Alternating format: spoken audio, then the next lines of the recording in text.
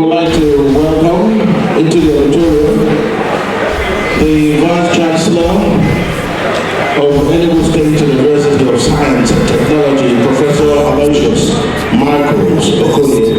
is our amiable and indefatigable Vice Chancellor. Welcome you, sir. Welcome you. We'd also like to welcome our host Dean, Professor Chioma Onyeka, Dean Faculty of Management and Social Sciences.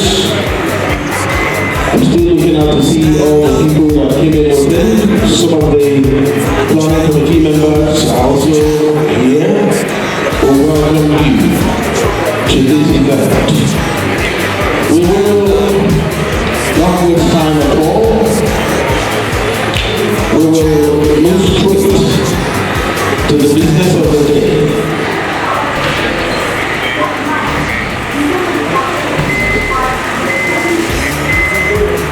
So we're going to turn that sound off. I know you have some virtual participants. I'm sure we'll get to hear them at the right time. Also excited, Professor Sonny Emmanuel, Director of General ESUT, Chairman of the Conference Organizing Committee. Professor Dede, thank you and welcome.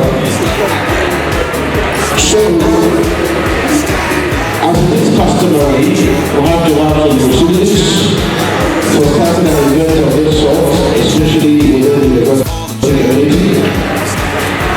As room for prayer, and then we'll take the anthems, the national and the ESUT anthems. Are you prepared for that? Did you?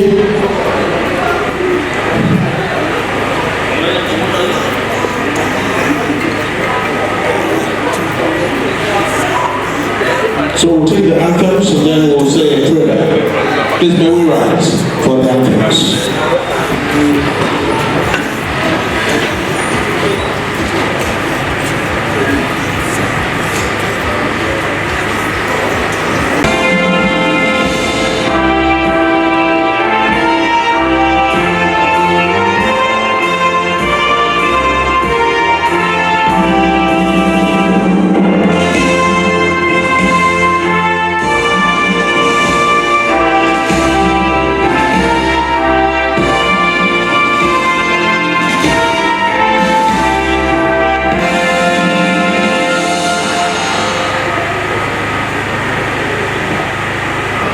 It's our perspective. Technology for service, service to humanity. Our mama's place this is. We got to work with hands, heart and knowledge to win a world prize for mankind.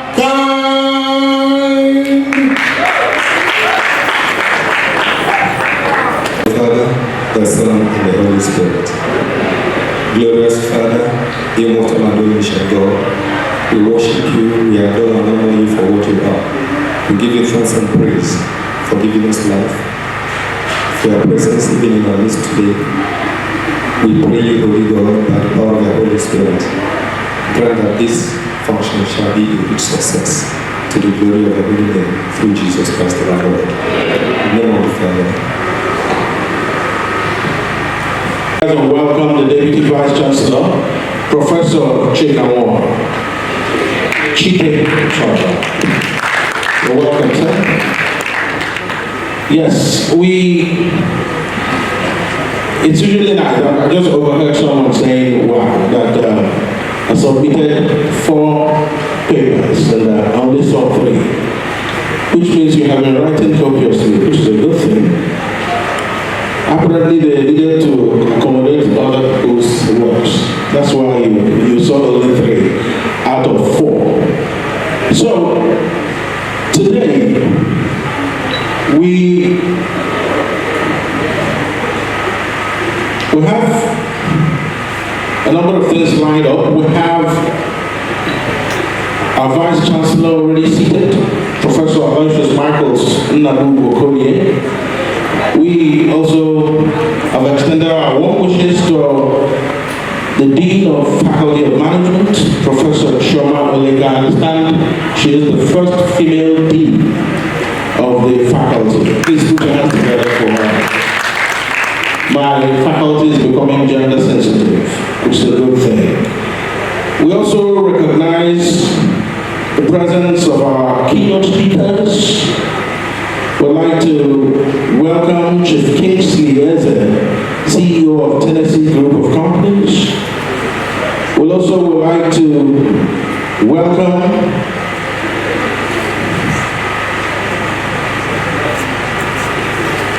many years ago when I entered the university, you wouldn't just walk into the registrar's office or the vice chancellor's office. I want to believe it's still the same. There has to be proper protocol. The registrar of our university is here, Mr. Ambrose Ubu. Please put your hands together for him. Also, the bursar of the university, Dr. Augustine Oje. You're welcome. Thank you. First lead paper presenter is by Professor Austin Uchechukwueze, Director of Institute of Management and Technology, IMT. Thank you for joining us. Okay, we're presenting him.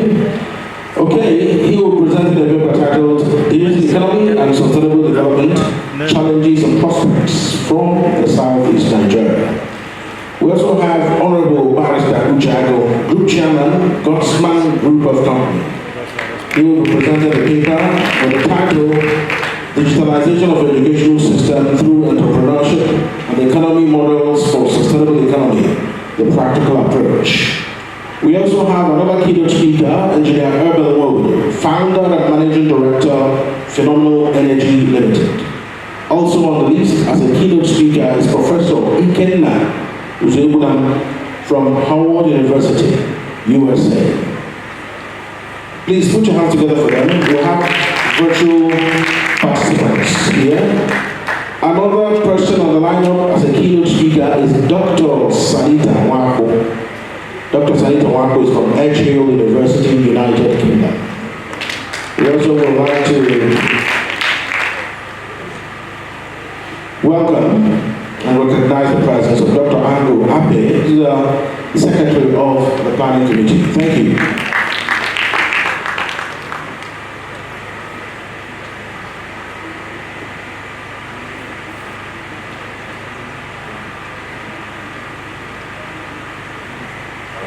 We also have the Dean, Faculty of Management and Social Sciences at the Nnamdi Azikiwe University, Oga, Professor B.V.C. Okoye. You're welcome. You're welcome. I've recognized the former Senate President of the Federal Republic of Nigeria, Senator Ken Nnamani GCON, and I also would like to recognize the former Chairman of my local government, Honorable Nnamani.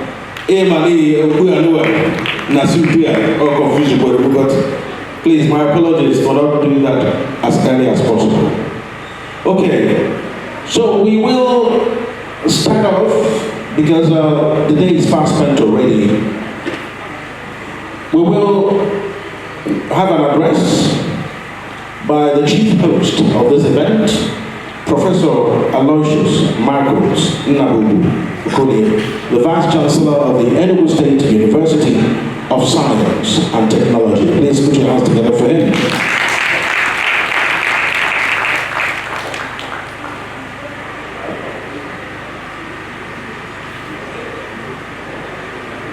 All right, let's invite the Dean of the Faculty of Management and Social Sciences, Professor Management Sciences, sorry about that. Professor Chioma Oleka. Please put your hands together for our Dean.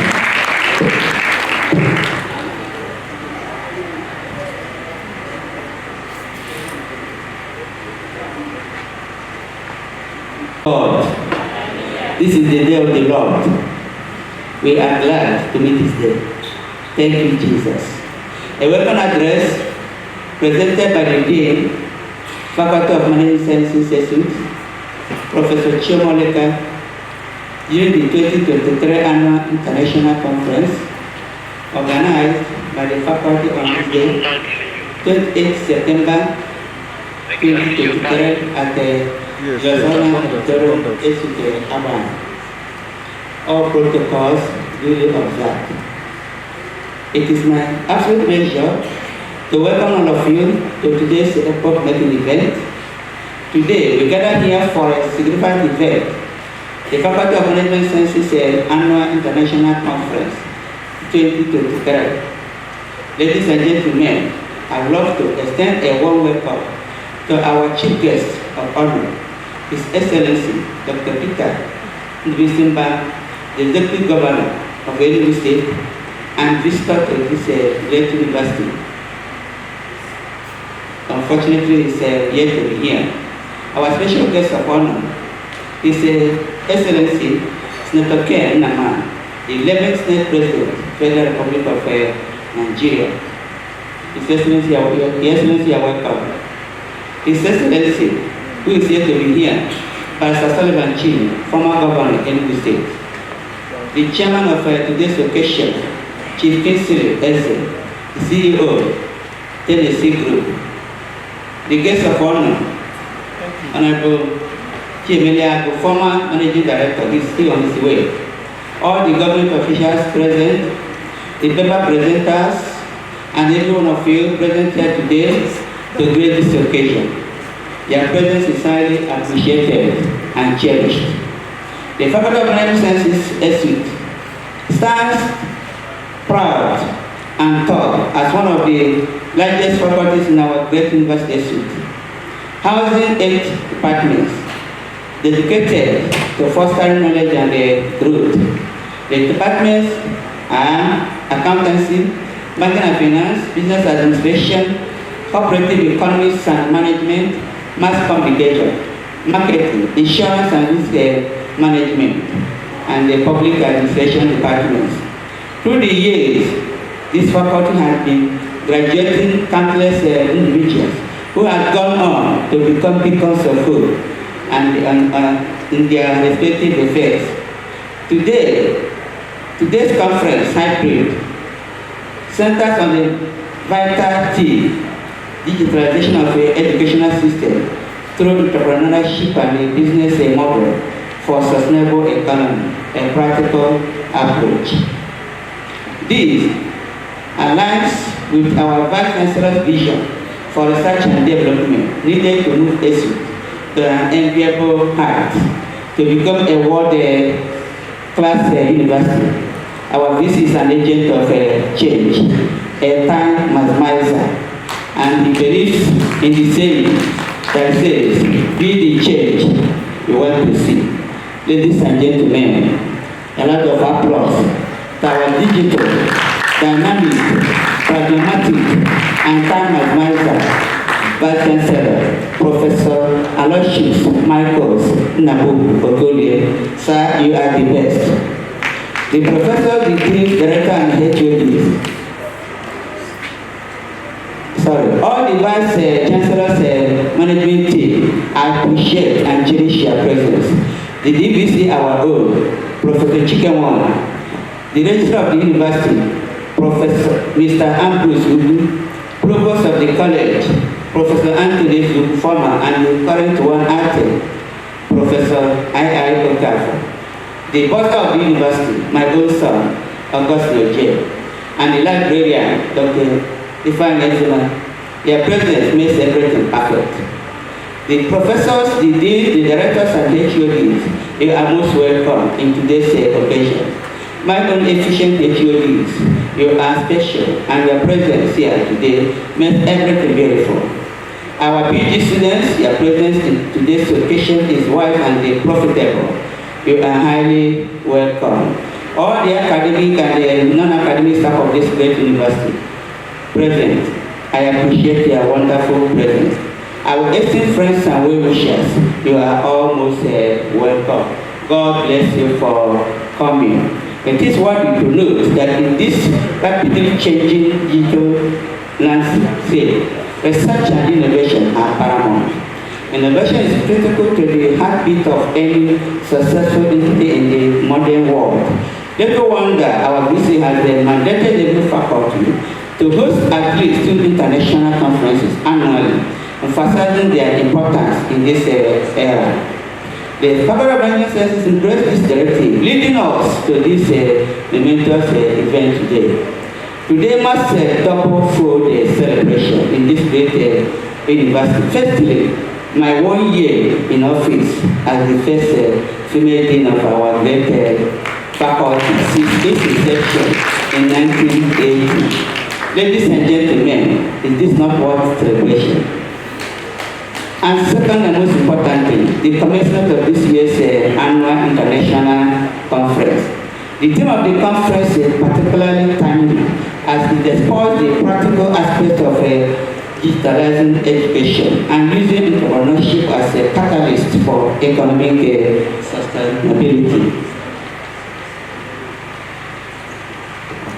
Today, this international conference, hybrid, has brought together a remarkable lineup of powerful world speakers like Professor Julius, Rector IMT, EPI, presented by his deputy, Dr. Patrick Emeka Ejin.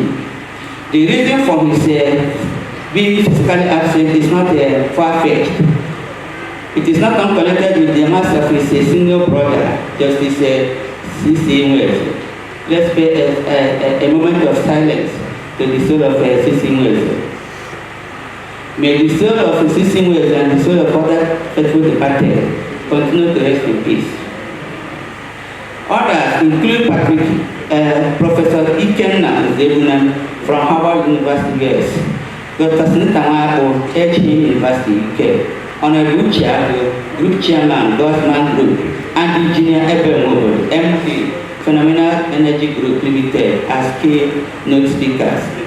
To the glory of God, all these leading academies and the experts are here to share groundbreaking research and insights into the latest trends, strategies, and innovations in education and entrepreneurship needed for sustainable economy. You are all most welcome, both virtually and physically. Gentlemen and ladies, permit me at this juncture to acknowledge the immeasurable support we received along the journey.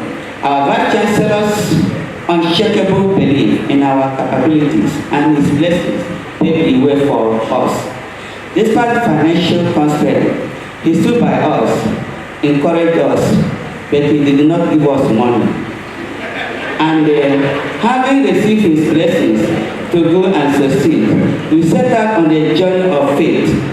Providence really saw us through, using His Excellency Senator Kenneth K. Naman to play a vital role in the area of sponsorship, as well as linking us with other sponsors. Such sponsors include Honorable HKJ, Chairman, B2E Technologies Limited, Chief Chipode Nachi, Chairman, McDonald Manufacturing and Industries Limited. Others are Engineer Enugu, MD Group, who is also one of the keynote presenters, thereby playing dual roles in our life. Sir, you are blessed. You are welcome. Chief Ejike Obetekonan, CEO, Missing Link Limited. Sir Engineer Chidozie Mbane for MD Requestor Communication Limited. Dr. Gideon Chidebere C, Chairman/CEO, Cosima Group. Commando Anthony Ogugwa, retired, former military governor of Imo State, and principal partner of Ogugwa and Ogugwa Associates. Chief Emma Emeze Chipuka, CEO, Sundu Logistics Nigeria Limited. General Okudere Agent of Ngo, retired. Professor Fred Eze, our own Director, ESUT Business School. The chairman of this occasion, Kinsey, who has been qualified a dual role, being the chairman and also being our key sponsor, is here with us. Sir, you are welcome. He is the CEO of a TDC Group. Mr. George Agbani, MD/CEO, Activate Edge Technology Limited.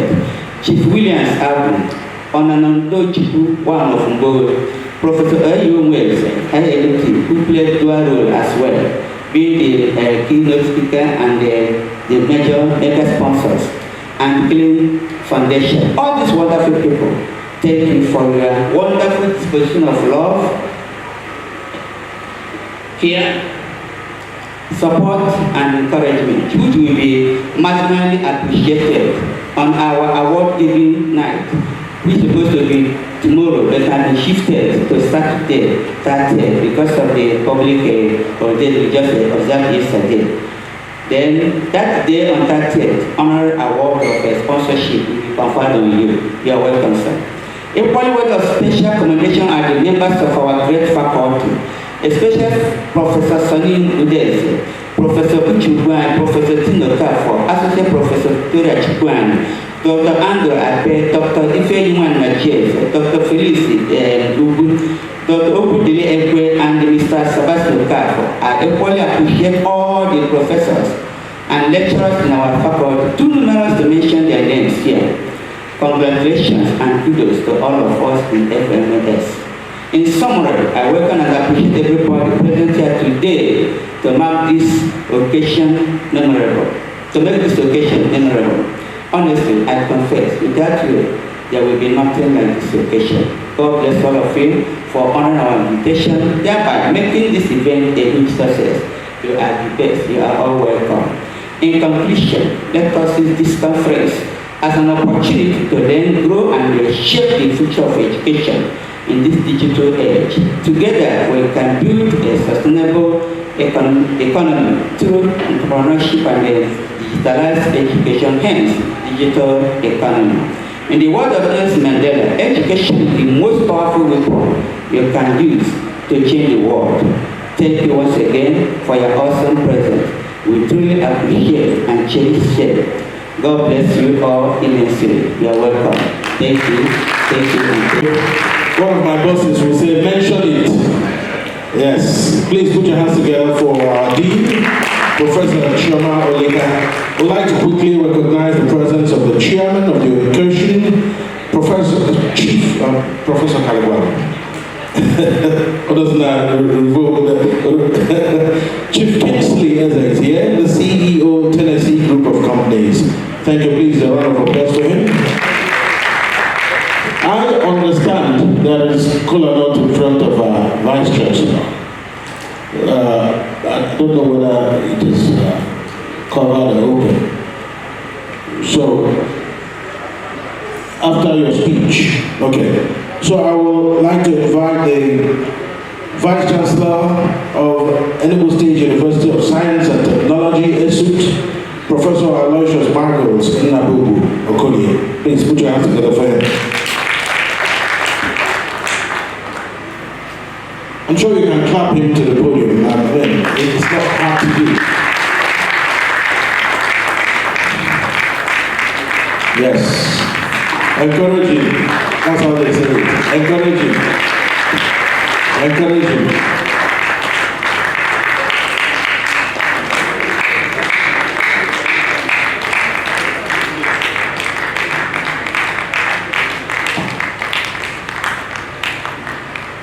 The Vice Chancellor, sir.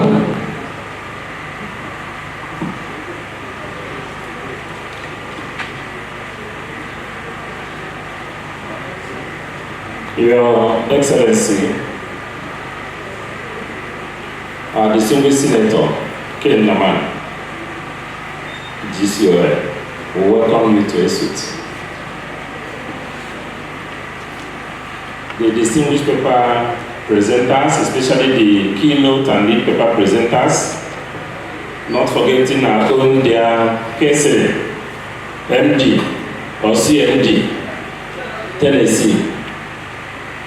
Our distinguished guests, the Dean of the Faculty of Management Sciences, and I will not forget to add the first female Dean. Deans of faculty here present, I see Dean of Education, Professor Constance Idoko. I can see for the Dean of Finance. I can see Director of Academic Planning, I saw Osisi when I was coming here, director. All heads of department here present are professors. I've not forgotten my management team because I'm standing here on behalf of the management team of this great university. I'm happy to have this galaxy of distinguished guests here. That's what we have been dreaming to have in ESUT. The ESUT of our time is the ESUT that should be bringing the town and the gown together. And the ESUT of our time is a university that is reliving the basic values of the founding fathers. And critically, we say we are a university of science and technology. That is why the dream of the present management is to see more emphasis on the skill acquisition, the capacity building. If we want to give percentage, we say certificate 40%, 60% technical skills. The world has shifted from certificate brandishing to what we can offer. Now, presently, we have constituted a high-powered committee to make engineering a center of excellence.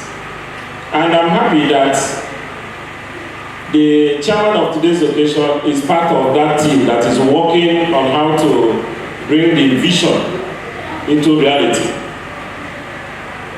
What we want to do with ESUT is that we want to take a university that over the years will be self-sufficing, self-financing.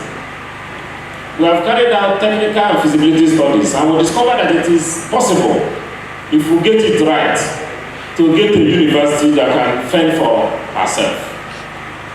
Not a university that always waits every month for subvention that will never be complete in payment of salaries.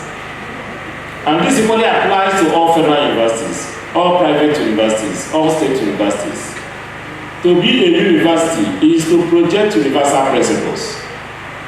And that universal principles must be such that it will always activate the inner qualities and capacities of the man. So the beginning and end of scholarships will start with the man. Weighed on the scale, human ingredients outweighs non-human factors in the shaping of the political system, whether it is the economic system. Which means for a society to be transmuted from a smaller form to a high qualitative form, man must be the engine for change. That is why we are reducing all our dreams to have a modern university where we are going to have people around there, where we are going to build structures for even tellers, where we are going to be branding ESUT designers, where we are going to be having shoes made by ESUT students, where we are going to have ceramics, where we are going to go back to tailoring, go back to messing. If you want to tie your house now, you can't start looking for people from Togo or Benin. What is happening to Nigerian youth, Nigerian man, Nigerian brand, Nigerian mind? That is what we want to recreate in ESUT. We have already started discussion with some vendors that will collaborate with ESUT in discussing with those artisans, those people that are doing a number of things in Aba, for us to sign an MOU for them to come and start doing it right here. And we are seizing this opportunity to equally open the landscape of ESUT for private investments. Everything this management is going towards now is to build private sector driven university, which means university where you don't only see lecturers every day, you only see people from the town coming to interface and equally teach. We thank those of us that are already on pro bono, teaching in ESUT now, coming to offer their technical services. We are welcoming more, we are opening the doors more for such people to come in and do the needful. The greatest challenge facing us is the issue of power supply. For 6 weeks, ESUT was in darkness. But I thank God that with the intervention of His Excellency, Senator Ken Namani, GCON, we were able to restore electricity back. And we only appreciate him again that not only that we have restored that electricity, he's going further now in trying to give us a dedicated line. The greatest challenge we are having in ESUT is that we are in the longest stretch of line in the whole southeast, from Kerefi down to Agbani to Oji River. So if there is any fault in Oji River or anywhere near, we'll be off here. So we are now trying to explore the possibility of getting direct line, I think from either Obuaji or wherever. His Excellency is already driving the process. Our assurance is that we're not going to disappoint you. We've done a number of things. This is not the platform to begin to tell us what to have done as management. But I know that within the next 1 month or thereabout, you won't be hearing this sound of generator around there. We've already purchased dedicated lister that will serve only this building and the next building. All these air conditioners, about 16 of them are functional. The problem we are having is electricity to drive them. So maybe in the next 1 month, if you go to administrative block now, you see that we have dropped the lister there already. Installation will start. But we are changing the mindset of our workers. And I have to use this opportunity to thank and appreciate the staff of ESUT for tolerating us in doing what we consider initially wrong, in forcing you to come to work. Now, if you come to ESUT 9 a.m., you see people working. We are everybody going towards attitudinal changes. And we have convinced our friends beyond here to develop trust. We want investors to bring their ideas and create the resources and invest, don't give us the money. Come, let's show you what to do with the money. We have done that with Debt Fund. And now, the only 2 abandoned projects we have in our record. The only 2 abandoned projects are that of Entrepreneurship and that of the printing press. And we assure everybody, including the Debt Fund, that before we enter Easter next year, there won't be any single abandoned project in ESUT. However, we pride ourselves to state clearly that ESUT has the least abandoned project in the whole Southeast tertiary institutions as of today. Our flagship icon investment from Debt Fund, which is the pharmacy building, which is the largest in West Africa, that got stopped. We have revived it and we are hopeful that from now till November it's going to be commissioned. We are doing everything humanly possible to change the mindset and we are doing our best. In October, staff should get ready for training. We are going to have a training in October. And after the training, you proceed on 3 weeks mandatory leave. Go and rest and get ready for the next session, which will commence on 23rd of October. After this, by next year, by God's grace, if we don't have any interruption in our calendar, we shall end the academic session in July. You take 2.5 months rest. Within the 2.5 months we are supposed to be resting, we are going to try ourselves on short-term certificate program that will generate income to this university. So we thank you for the efforts. We know that we have finished the exam, except few year 1 courses that we are now writing. We have pulled through successfully this session. ESUT will always be ahead. And we can assure you that ESUT will remain a model which other tertiary institutions in Nigeria will emulate. I will not continue to present this as if I'm doing a keynote or lead paper. A day will come or seminar, I will end it because I'm not the first male vice chancellor. So I wish to thank in a special way the Faculty of Management Sciences. In my inaugural speech, I told and mandated every faculty that we must organize international conferences. People must come together, rub minds, and harvest the values of a conference. And when I came again and said I will promote you again if you don't belong to a professional association, it was an unpopular decision, which is critical that you must do it, but you must suffer for it. And today we are enforcing it. Any person in ESUT who does not belong to his or her professional association will no longer be promoted. Because it is only when you attend conferences, you see your peers. It pained me when I came here that some people got promoted to the rank of professor without knowing their counterparts in other universities. So it is only when you attend those conferences that you begin to know the people. Even when we give you opportunity, where do we send your paper? You should equally know somebody that is already sharing research interests with you in the area. That was why that unpopular but a must decision was taken, and we're not going to go back to it. After this year, we should expect you.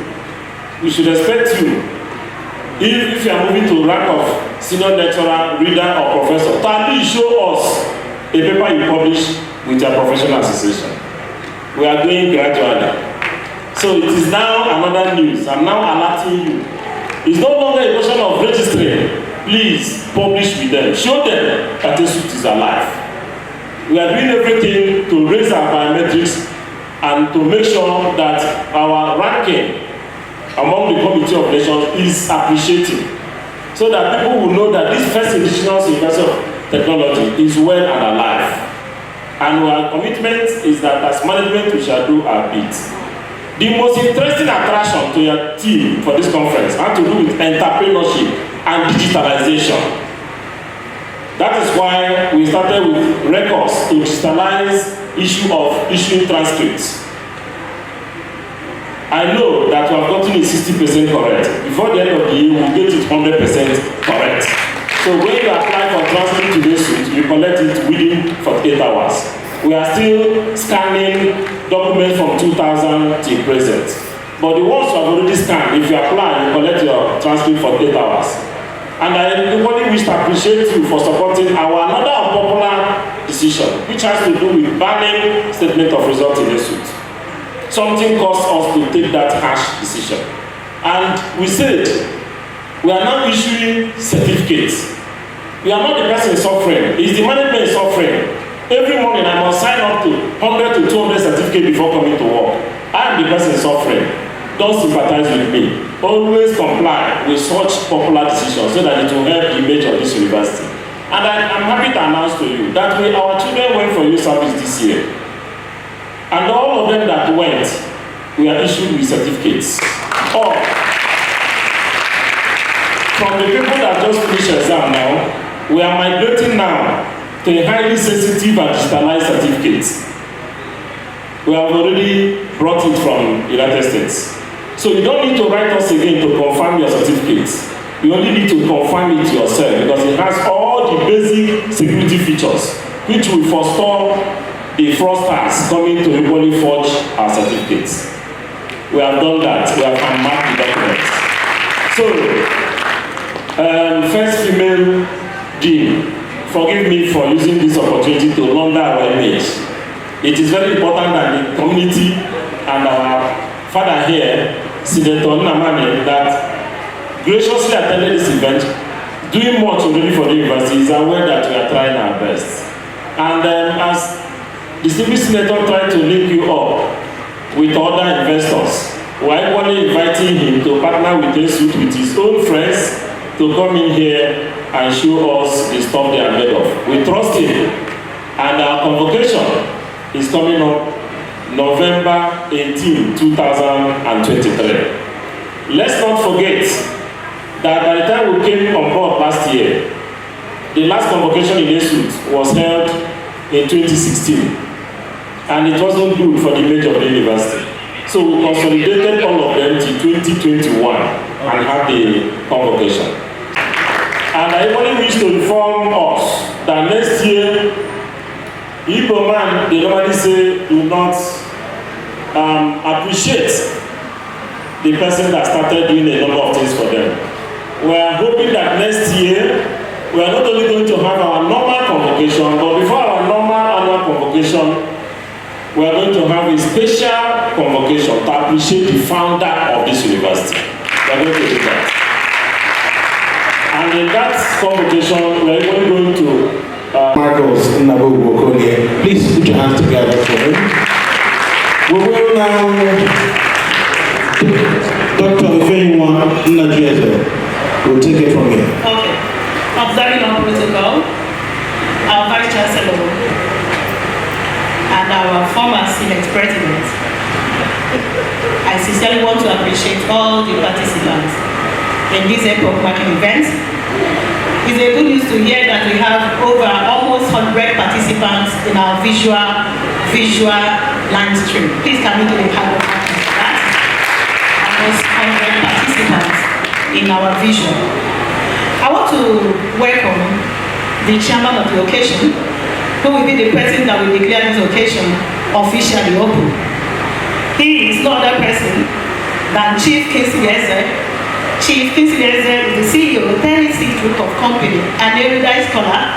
But before he climbed on the podium, I want to invite the professor that is going to give us his citation. With a clapping ovation, let's welcome Professor Oliver Onah. We can do better than that. We can do better than that.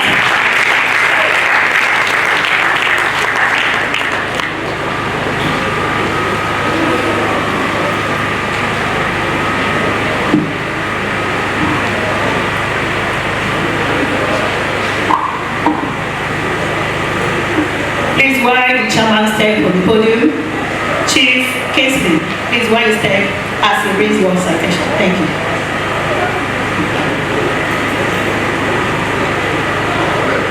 You're welcome, everybody. Please, all protocols are duly observed. I'm delighted to be called upon to read the citation of a business mogul, a philanthropist. We all know him because he's also a friend of chartered accountants. We also call him FCA. So I'm so delighted to present your citation.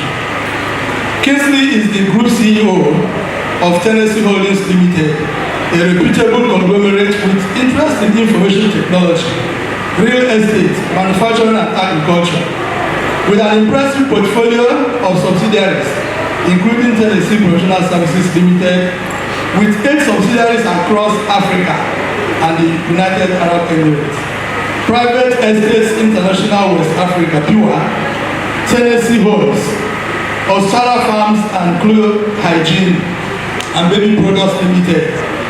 Kingsley has demonstrated a strong ability to identify key market opportunities and has successfully led and grown diverse businesses across multiple industries.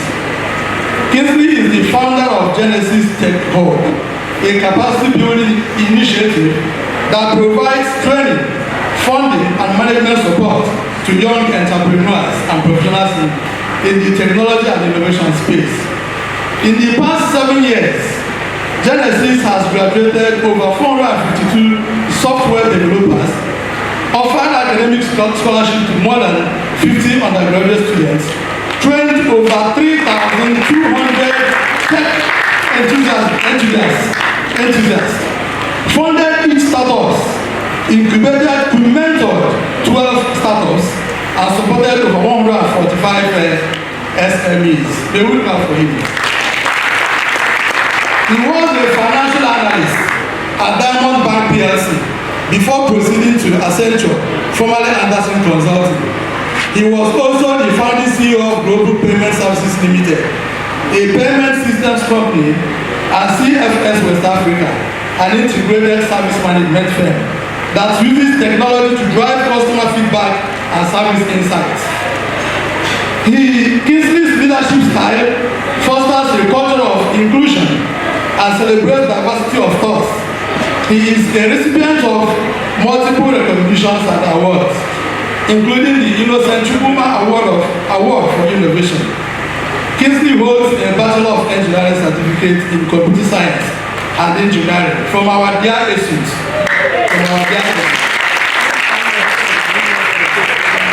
An MSc in Business Management from the University of Nigeria and an MBA from ENT'L business school. ESUT is a business school in France, in Fontainebleau in France. He is an alumnus of the London Business School. Ladies and gentlemen, may we profusely appreciate our worthy ambassador with a clapping ovation. We are proud of this sir. We are proud of your humble achievements. We wish you do more. Thank you so much. I hereby present to us the chairman of this occasion and the lead paper presenter too. You're welcome, sir.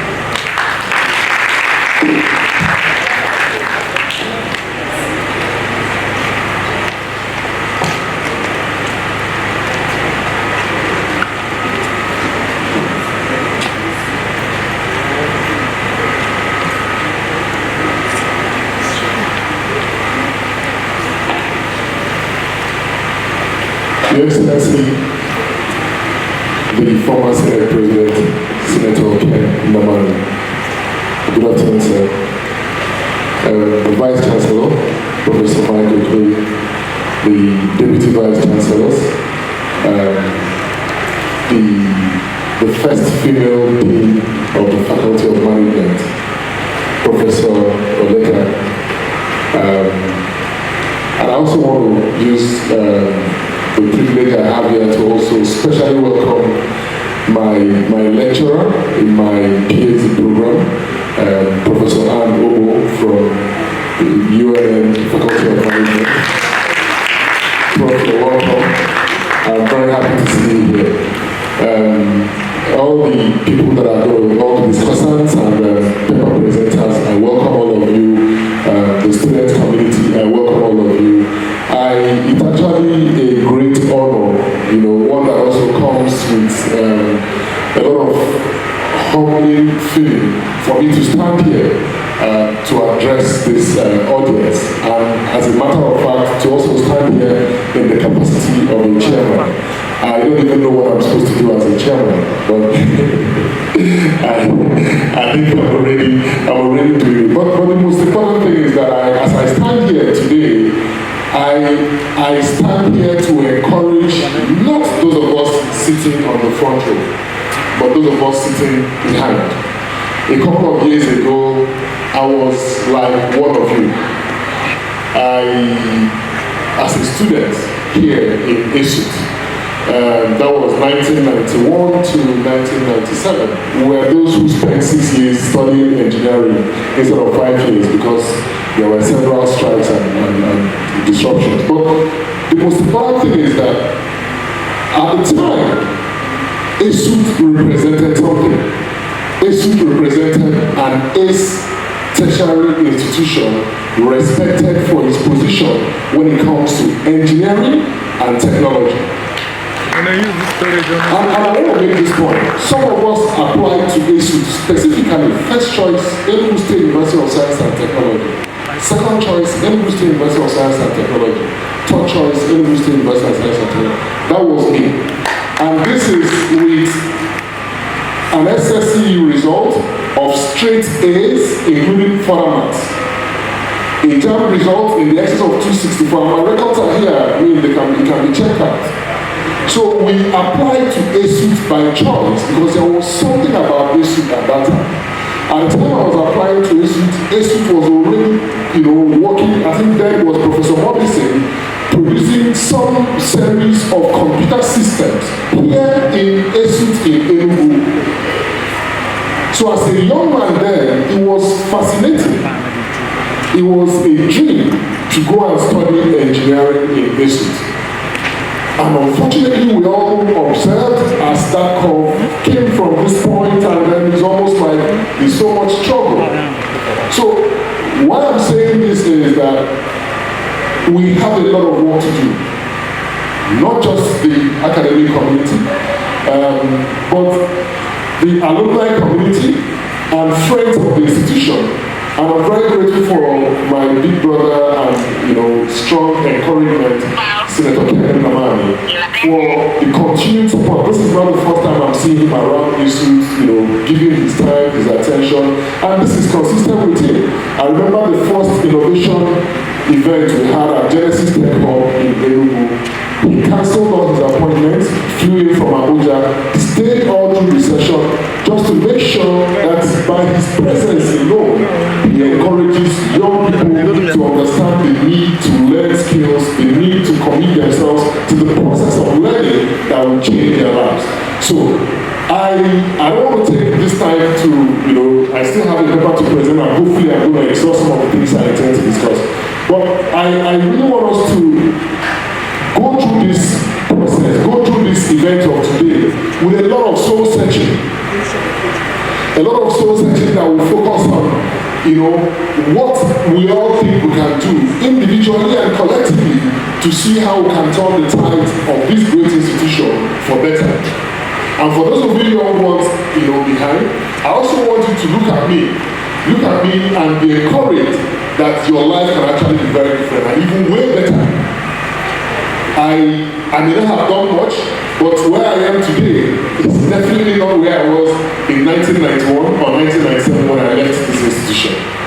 So I pray that God will help us through the rest of the things we have here today, and I hope that we're all going to have an exciting time listening and learning from the various presentations that are happening today. Thank you very much. Thank you, sir. The dynamic and amiable Vice Chancellor Professor Agbani to officially declare the conference open. So the loud innovation, let me hand over to the Vice Chancellor.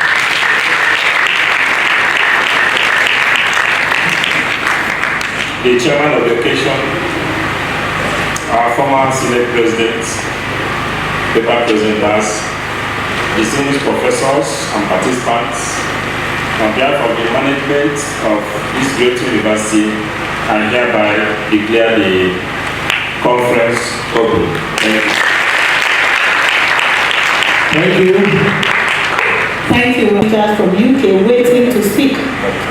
But because of some logistics that are involved, I want to call on the lead speaker. The lead presenter is supposed to be Professor Austin West. When he is unavoidably absent, he is heavily represented by Dr. A.J. Okay. We want to do the needful, the traditional cutting of the cake. The Vice Chancellor said, cutting of the cola.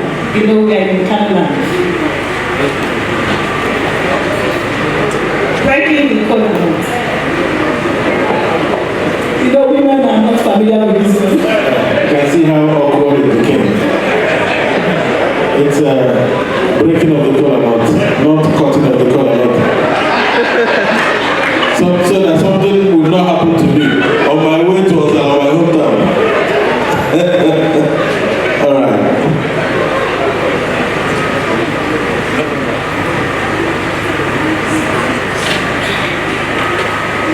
So the collar knot is moving around.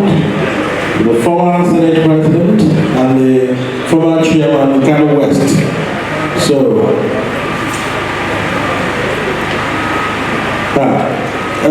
this is an MCR takeover where I have my grandfather's president.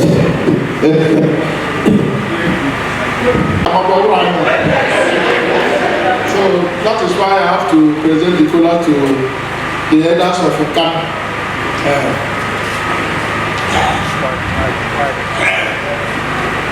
And why again?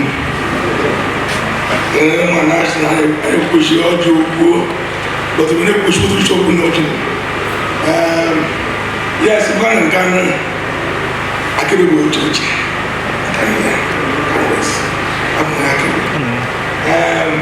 I push you to show me. If I not get there, they will get to why. I will use one whatever. They professor given never. I was a criminal job.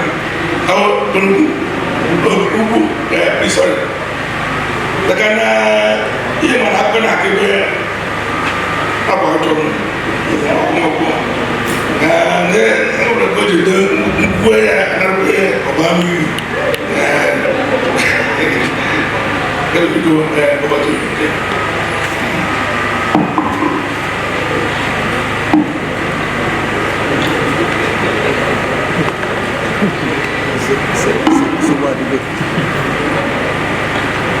Biko I'm making it the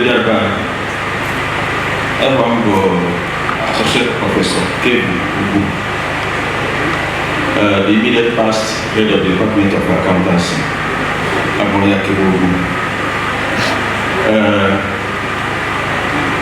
As Naeka, Oka, what Naeka, and Abu. Mbom, Amasuka, Oyizim, even though the Omena, not Oyizia, and I'm not sure because they're going to I'm a warrior. Too far watching BCI, the European project.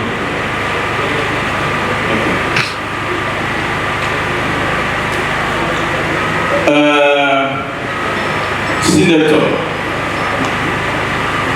Ken Naman, former European project.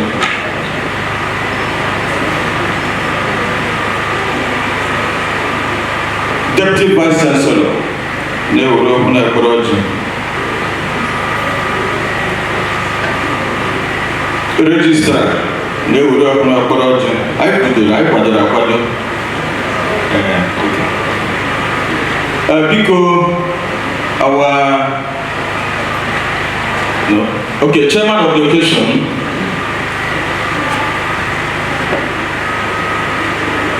paper presenters, the media.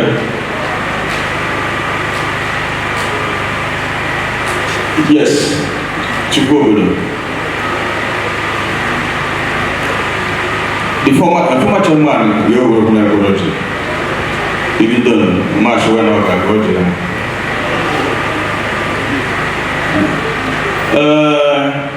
my first lady, the only working day in the ESUT. On the project. Okay, I'm the work there. But I don't know that I'm the work there. Oh, man.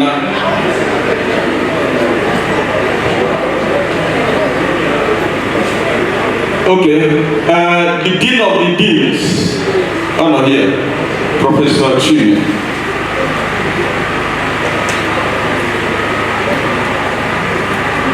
Onah, here the former Dean of the Deans, Professor Julius. Academics behind, and the Dean of DAP, the Director of DAP. Professor Adibese.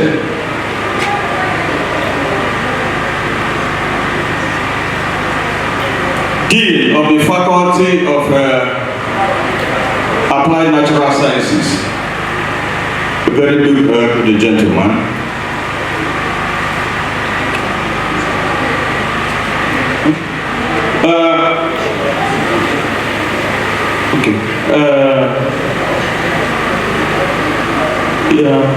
What of the librarians? Librarian is here on the road.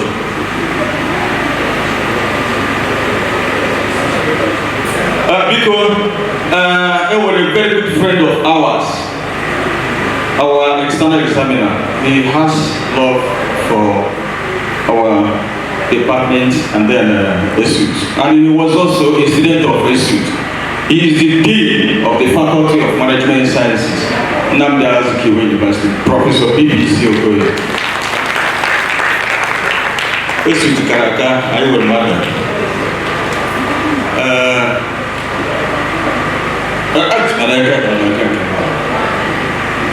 Okay, former Director of Works in ESUT. One more, I think. One more. He sent you.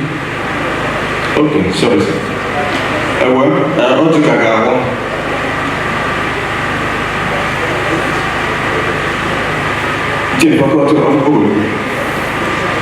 please, can one of the directors come and pick one for other directors? Professor Oke Otu. Okay. nnukwu mmadụ aga m adabọ isi sorry.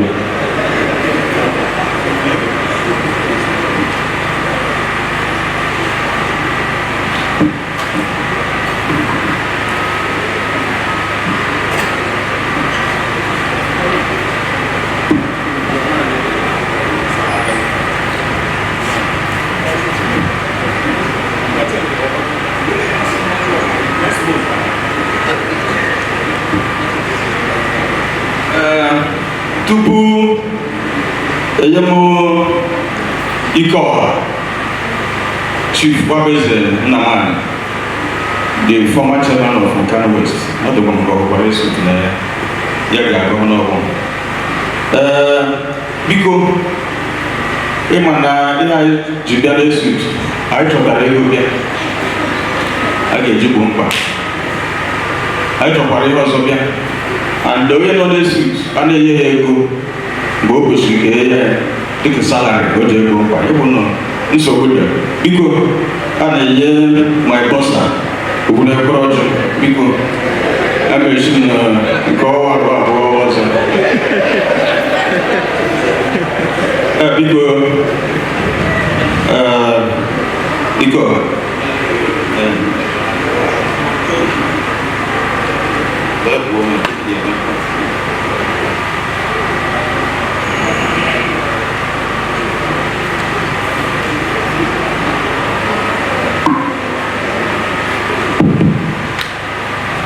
iba ayi wɔ na ayi keke no ɔyɛ omi keke mo bɔ wɛ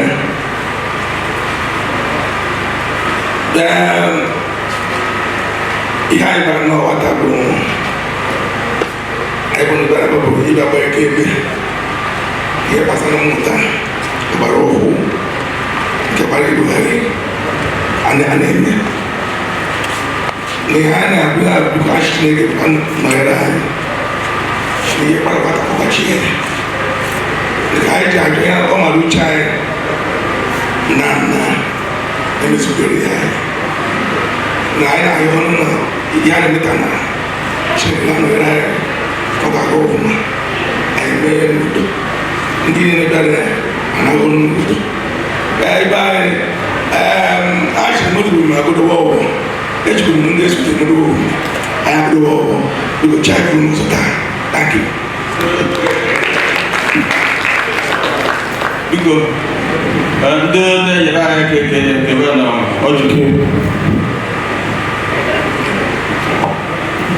Thank you so much.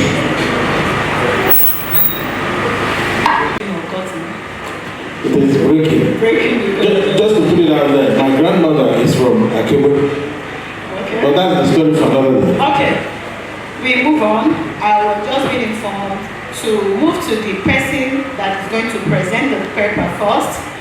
While we wait for the online presenter, I want to humbly call the first presenter, Engineer Onah Enugu. Please let's give a clap offering to that, clapping operation to the Lord Engineer as I read the citation.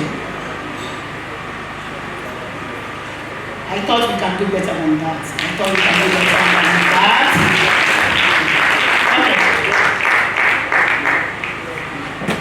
Engineer Onah Enugu is an entrepreneur, the founder and managing director of Phenomenal Energy Limited.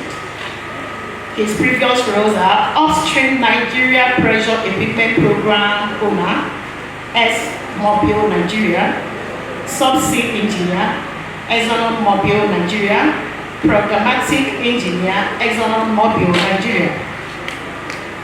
Education qualification, Engineer Enugu holds a Bachelor of Engineer in Chemical Engineering, University of Benin, Master of Science degree in Asset Integrity Management, Robert Gordon University, Aberdeen, Scotland, United Kingdom, LBS Alumnus MBA, Lagos Business School, and Atlantic University, Harvard Alumnus Management, Harvard Business School, Boston, Manchester, USA. Executive Education, Oil and Gas Exploration Commercial Overseer, University of Texas at Austin, USA. Executive Education, Doing Business in Africa, ISE, Business School, University of Navarra, Barcelona, Spain. Executive Education, Inclusive Development in Emerging Society, London. London School of Economics, London, United Kingdom. I thought we could have clapped for that qualification. Engineer Ebe Wobodo is a member, Institute of Chartered Mediators and Conciliation, ICMC. Member, Council for Regulation of Engineering in Nigeria, CORE. Nigerian Society of Engineers, NSE.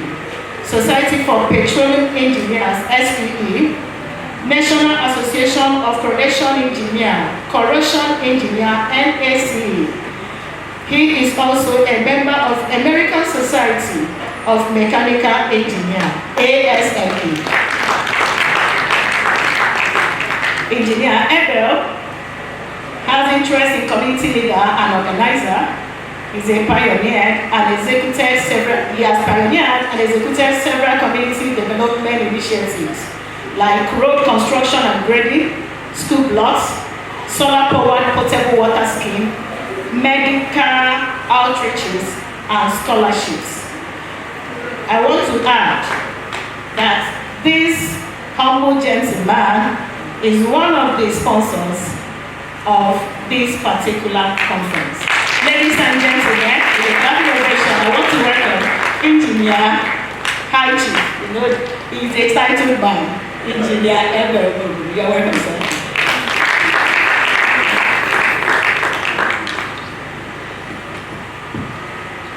Good afternoon, everybody.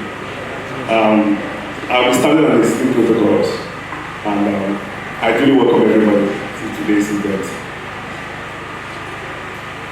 I'm so happy to be here.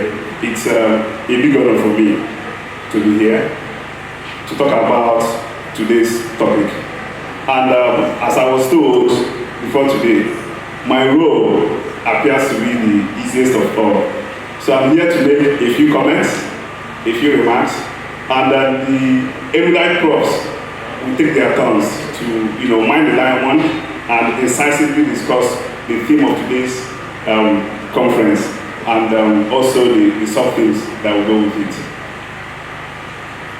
So I'm truly honored today really to stand before you. I'm very excited to speak about this topic that's most crucial and vital to our ever-evolving world.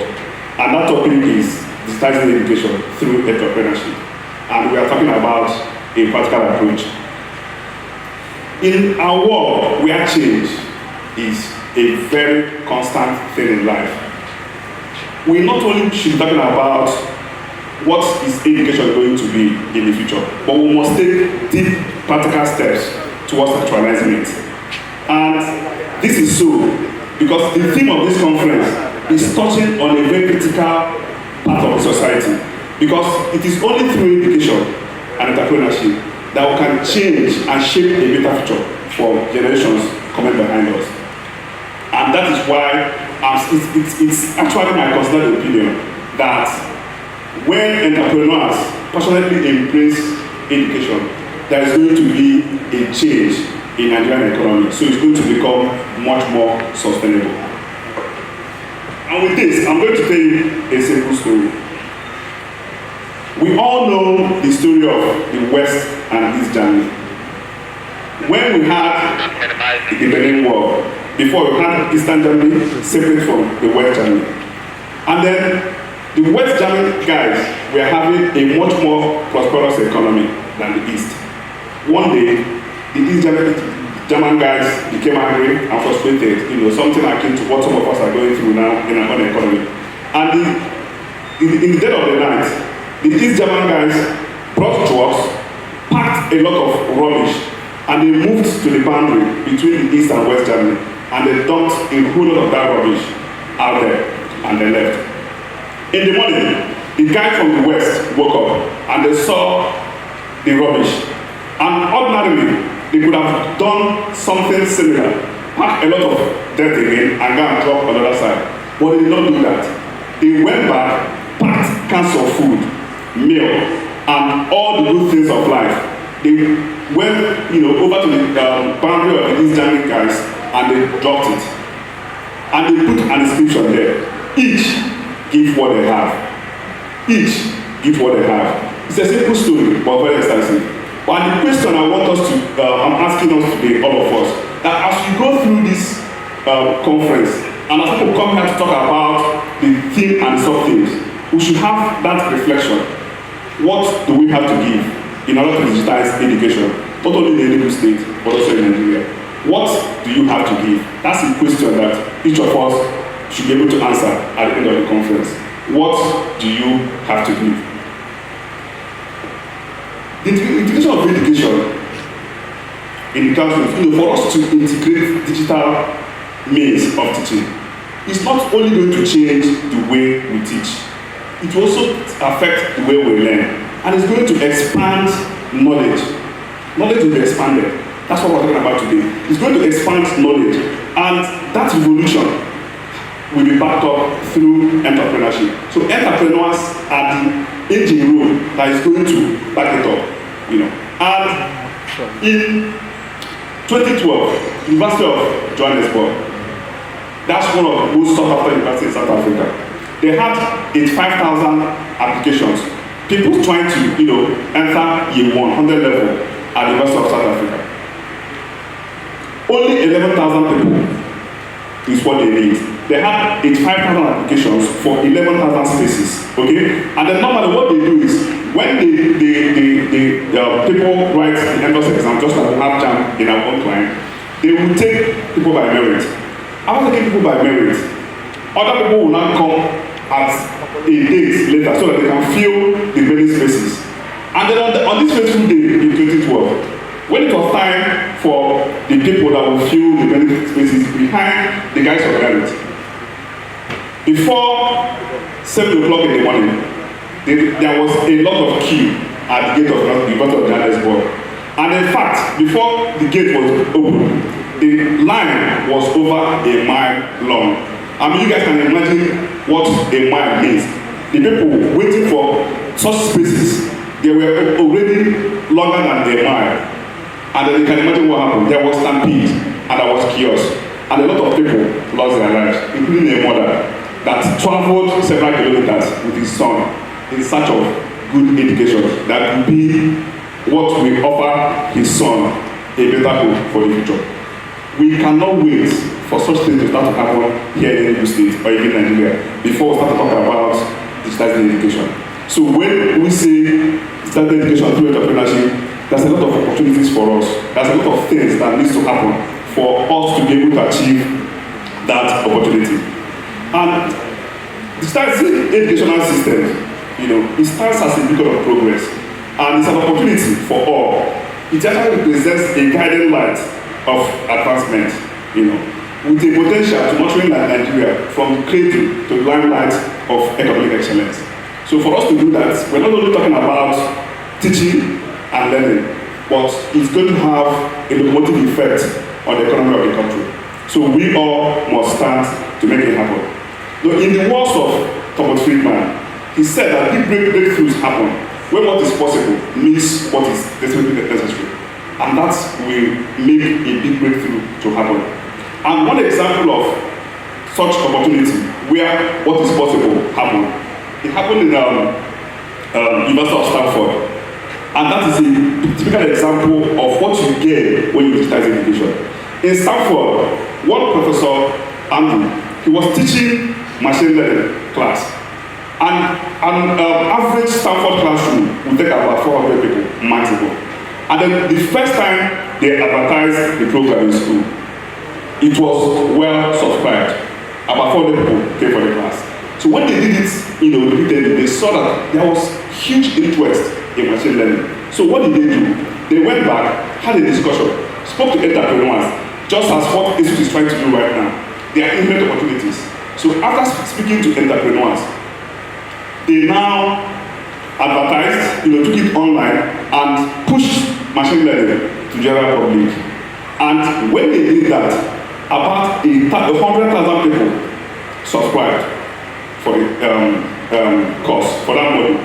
And because of the way things were already digitized, and they, like I said, they work with entrepreneurs, 100,000 people using artificial intelligence, they were able to cater for those people, thought them well, and they certified them. To put it in perspective, when I said that an average Stanford classroom contains about 400 people, what it means is that if Professor Andrew wanted to continue teaching in the classroom, it will take him 250 years before he will be able to teach 100,000 people. So this is an opportunity that if we start education, there are several things that can happen. And looking at it, you know, and I'll try to backward integrate where we are today. You know, before this morning, this is the 28th day of September in the year of our Lord 2023. You know, on my way to this place, I opened ESUT's website. And I can tell you that in the website, what I saw was 11 faculties listed on ESUT's website. And when I click on each faculty, when I click on management sciences, medicine, applied science or all, they had the same description for everybody. When you click on Faculty of Management Sciences, the same description is, it was copy and paste, you know. And Mr. This must have to change. If we're talking about digital education, such things should not be of a school as big as speaking of ESUT. So because the period of what size fits all in education is already gone by. We cannot continue to do things that way. If you want to really go forward in our digital education. So today, what we are talking about is that there's a need for education system to digitalize and make it more accessible and adaptable. Right? Don't just digitize it, it has to be accessible and have to adapt it to the needs of time. And you know, it has to be equitable. So we need to prepare our students, not just for today, but the challenges of the future. There are things that they're going to be that are unforeseeable, you know, that the future will bring once they leave this cycle of learning. So if we start education, we're able to prepare them well ahead of that. Therefore, as we embark on this journey to digitalize education, we must remember that we're not only embracing technology, we shall also be meeting those disparate needs of students and our society. We are, therefore, the pacesetters of this process. And because we're the pacesetters, we are paving the way for a better future, where education shall know no boundary. You know, there's no boundary, and every learner will have the opportunity to actualize and achieve his or her potential. That's what happens when we digitalize education. Again, when I came here today, this is actually the first time I stepped my feet inside on the ground of ESUT. And it took us about 18 minutes to find this auditorium. In fact, at the entrance of the auditorium, we asked about 5 different students, and nobody knew where Professor Onah auditorium was. In fact, the best direction we got, they told us it was towards the library. We traced the library, we got there, they took us back again. We spent about 18 minutes. At some point, I told the person I was with, wait, I brought out my phone, tried to put Professor Onah auditorium on the Google map, which ordinarily, that's what should be. We should also digitize the system that happens here. So that if it's not like me, I don't need to ask a question, because coming to ESUT from my heart in Enugu, I really don't need to, but as soon as I don't know it, Google will bring me here because it's already there. But within here, it took me 18 minutes to locate auditorium. And I was wondering, why is it that even students that are here don't even know where they call Professor Julius Onah auditorium? And some people had to say, okay, just wait the auditorium. They will say, we'll have about 3 of them, which one? Professor Onah, we don't know. So, these are practical things that is actually happening. And I was asking my friend, I said, these guys, when they come to interview, how would we even engage with them? But when we digitize this process, it's easier for us to actually make it work. So we must all keep in mind that the tomorrow of education it's actually included on all of us, myself and yourself. So if I do my part and you do yours, then the tomorrow of education will be assured. So the digital education system has that incredible personalized education. And and we must plug into what is happening in other places. I mean, I hear when the VC spoke about collaboration. That collaboration with other universities and people within the system where we practice is very, very key. So if we plug into it, then the future of education will be protected, right? And we, with the entrepreneurship, being the light, showing the way, and working with the people in the academia, it's easier for such synergy and partnership to be formed to move education forward. So in the timeless world of Plutarch said that in analytic balance, said that if we check up on our web, that means that one single spark, can create, it can create the kind of fire that will burn the entire forest. So, and in the same way, a well-united mind can actually spark a lifetime of exploration. Just one mind that's well united, it can spark a lifetime of exploration. And that kind of ignition we're talking about can be achieved well if education is digitized.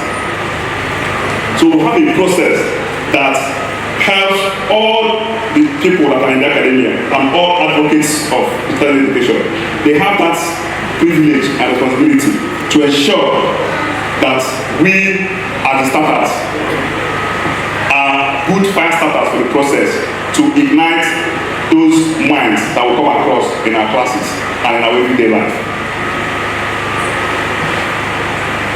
Therefore, as we embrace education to digitalize, let us remember that we are not just implementing or imparting knowledge, we are igniting the minds of the next generation. We are actually nurturing the flame of curiosity and stoking the fires of innovation and fueling the desire of a lifelong learning, which has been necessitated by fast-paced nature of our digital world.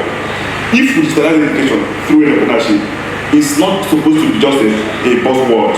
It's a nice to have. We're just sharing it. But it's a process that can actually make it, it should expand the landscape of education. And when it expands it, we as people in academia, and when we form collaboration with sister schools, we can be able to build the kind of stuff that those guys in Stanford did, and we expand learning where learning is not bound by physical world but is boundless in its potential. It's not just the physical world surface, it's boundless in its potential. So the people in Stanford, like I said, what they did at the end of the day is that they worked deeper with entrepreneurs and they created a company called Coursera Incorporated today. And as at December 31st, 2022, Coursera had 14,401 employees, 1,401 employees, and they have an asset base of about $1 billion. So if you check what they did, just to digitalize education, they had collaboration with other universities globally, not just within the US. And they incubated Coursera. And then they have those guys come and bring digital content. And people subscribe and pay to get learning and are certified. And an asset base of $1 billion. And I'm sure that, I don't know the staff of ESUT, but you see the inherent potential that are there. So here in ESUT, there are a billion things that can happen. And to do that, if you start education, it's easier. There are people that ordinarily may not have the opportunity to access education. This can happen. And it can even help government. In agriculture, for instance, we always think about we have arable land, we can farm and all that. But what is the academia doing in that agri-sector, in agri-business, to plug that gap and help our economy to move? Most governments, you have pre-upstream. In agriculture land, for instance, you have pre-upstream, you have the upstream, and you have the downstream. Many succeeding governments in this country, they spend most of the money in the upstream part of agriculture. And when you plug it there, you are not going to get the best of results. You are supposed to be talking about the pre-upstream, which is something like the soil science. What is the yield of the soil? What do we need to do? What's the technology and science talking about the kind of soil capabilities that we have? And what we do best there. If you don't treat that pre-upstream of agribusiness you plug so much money into planting rice, cassava, palm, the yield will be so low. If you cultivate maize in Nigeria, where you have a yield of about 2.4, and you're going to compete with somebody in Canada that has a yield of, their soil is giving them about 7. I mean, you cannot compete. But if it's digital education, see the kind of things that people that want to go in such businesses can come and learn. They don't really need to come here. Digitally, they can learn these things. And then when they apply that knowledge, you see the economy will motorize. The economy will boom. And another part of it, if you look at our population, we always talk about Nigeria being the giant of Africa. And yes, we are giant of Africa in terms of population, right? India has similar characteristics like Nigeria. They have huge and immense population. But today, in 2021 GDP of India, their service sector is more than the human resources they have as a country. And they became the next global exporter of services worldwide. We are Nigeria, giant of Africa. We have population. So why can't we, through entrepreneurship and have digital education, anchor on that strength that we have, which is human resources, to be able to create services? Because when we talk about that we want to industrialize, it's fantastic, but it's going to be difficult to do that if we don't have research chairs in universities. In ESUT, for instance, we won't have research chairs. How are we doing research? Are we just focused on businesses that will be able to yield dividends in 2 or 3 months? You cannot mechanize and industrialize that way. And if we can't, then we must play to our strength, our competitive advantage, which is the population that we have. And that population, we can actually, in the first instance, leapfrog industrialization. How do we do it? We can create digital opportunities where we can be trained, and we can also become net exporter of services. The biggest industry, as far as I'm concerned, in the state today is politics, followed by the building of hotels. So if we have the biggest industry as politics, it means we're not going anywhere. But we have several opportunities that we can, hedge the services that we have, and we can export it. And once we export it, we get effects. Then in that process, we can have research, chairs in universities where people can do the real research that can now, allow us to backward integrate and do what? Mechanize. It sounds funny, right? That the biggest industry is politics. Right. Okay. So, to summarize really, as we raise education and how to digitalize it, the systems are going to happen through entrepreneurship. And we're not only nurturing the minds of future leaders, but we're also sowing the seeds of economic prosperity. Therefore, we must join hands with the Faculty of Management Sciences ESUT in harnessing this immense and transformative power of education. And that is the only way we can make our system to progress. And I can see some young people here. The future abounds. If we can partner well with the academia and industry, just like Visi has spoke about, it's similar to saying the gown and the town, the academia and industry. That partnership will always make things to move. So I will end my speech by giving you the reflection. And that reflection is from Shakespeare in his book, Julius Caesar, Act 4, Scene 2. Brutus was speaking, said that we at the height were ready to decline. There's a time in the affairs of men which taken at the flood leads to fortune, omitted, and all the voyage of their lives shall be bound in shallows and misery. On top is such sea, and we are afloat, and we must take the time when it serves, or we lose our fortunes forever. Ladies and gentlemen, I'm telling you today that on such a high sea of the opportunity to start education is now, and we must take the time when it starts. Thank you so much. Thank you. I'm sure you can do better than that. Engineer Enugu, founder and managing director of Phenomenal Energy Limited. Thank you for your thought-provoking presentation. Thank you, the High Chief, for that beautiful presentation. I want to invite the lead speaker, also the lead speaker, Professor Austin Weze, with a Black Innovation ably represented by Dr. A.G. Patrick.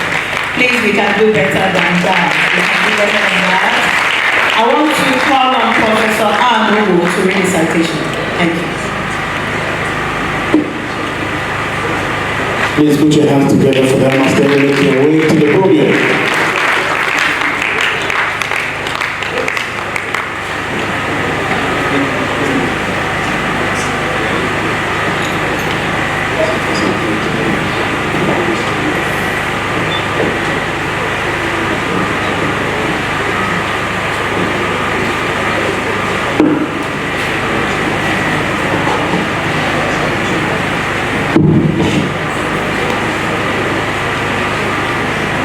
The Vice Chancellor, distinguished ladies and gentlemen, please permit me to stand on an already established protocol for want of time to read the citation of an academic giant, a great mathematician, in the person of Professor Austin Uchechukwu Weze.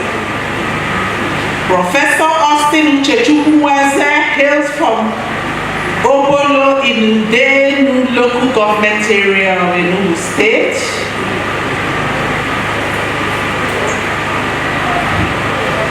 He attended the famous Lost Training College in Wolo on scholarship between 1975 to 1980. As a grade 2 teacher in the old Anambra State, he taught mathematics, additional mathematics, and physics in secondary schools. All agree with me that these are courses that are dreaded by students.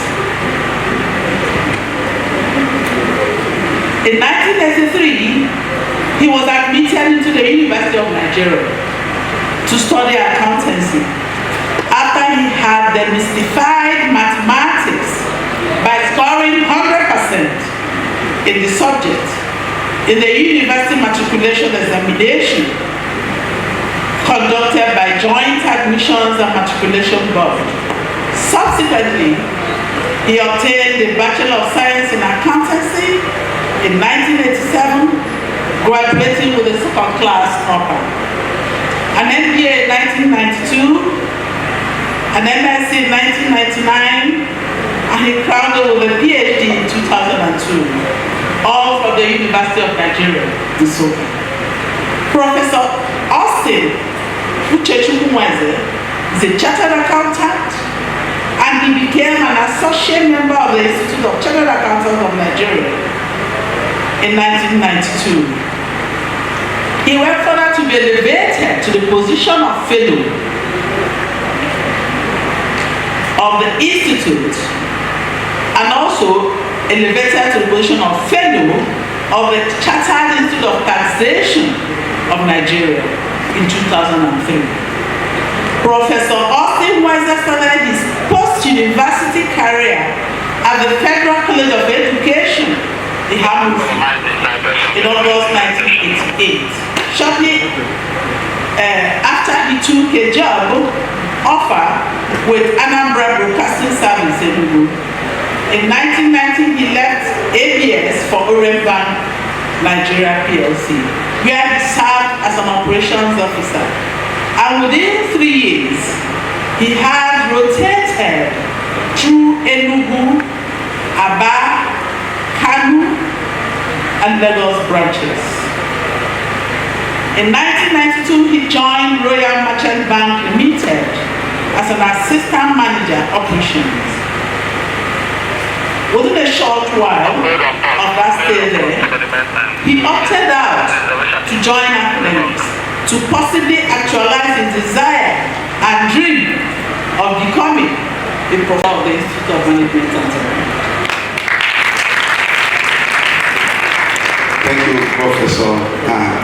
Coincidentally, Professor Ann Gogo was my internal assessor when I did my PhD at UNM. So your son is on the stage now. This word said. This word said. His Excellency, Distinguished Senator, Able President of the Nigerian Senate, Senator Onah, who's renamed Kanjiana, and my able, wonderful, dynamic digital Vice Chancellor, Onah, and the management and the staff, all protocols we observe. Permit me to stay 10 minutes. I've already spent 30 seconds. I have 9 minutes and 30 seconds. Once it is 8 minutes, give me the permission to see a hand somewhere, and 2 minutes I will round up. My able digital rector, Professor EUSS, says his greetings. It's no longer news that we lost an iconic figure in Nigeria, the Justice C.C. Nweze, the brother to our able rector and the friend of the institute. And I want to thank the Vice Chancellor on his behalf for observing a minute silence in honor of him. Permit me also to quickly go to the reason why we are here. When we visited with the team, the Vice Chancellor, Sir, you made a remarkable statement and Int'L that we are here for academic harvest. And I quickly wrote it down in my notepad. We are here for, we are going to provoke thoughts. And as we have sessions, we keep debating, because in academics, we don't put full stop, we put hyphen, so that others can easily go forward to do that. I came here with other scholars from IMT. Sir, Professor Nweze said that I should state, I should go to ESUT and present me. I was, sir, how me? He said, you are young, and he believes that I am a little bit digital, I should go and sell the point. And I want to start with this provocation, sir. If we close the door and take everybody's phone and iPad and everything and put that in monetary terms, we may find out that here we have 20 to 50 million naira worth of digital gadgets. Everybody here with iPhone. Who produced it? Made in Nigeria? If it is made in Nigeria, somebody will not buy it. Somebody from our back can easily do it.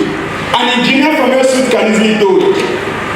But he said I should talk about the mindset of our people.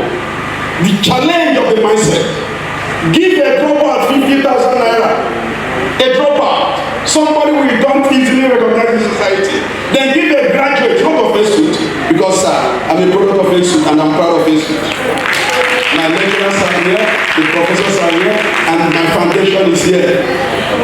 And one of these days I'll come back. So I will come back. Give a graduate 1 million naira. Give a dropout from our back 1 million naira. I mean 50,000 naira. They drop out because of his mindset that he is already struggling, talking about the challenges, talking about the prospects, the entrepreneurship, the profit in digital economy. The young man will start with Indomie. Indomie by the corner, buy a gas of 12,000, gas cylinder, buy a small pot, buy a carton of Indomie, and still have change without any chain or small bag. But give another young boy of 22 years, first class, second class, upper, the Nigeria we have today, the culture we are exhibiting today, the mindset we are exhibiting today. Immediately we give the person 1 million naira, the person will rush to one big company and buy a technophone. 650,000. Go to the market and buy a big airway. 350,000 naira. Put them next. You see 1 million naira working for 8 hours and it will expire by 1 o'clock in the night. Why have we not changed our mindset? We are here to provoke us, and I'm happy that we have our young people here because I'm going to talk to us directly. In Igbo, they say that we are here to sharpen the arrows through the academic portion of our young people's mindset. Thank God for what you needed to me, sir. Trying to have a synergy with our sidewalk. What is happening in our days today?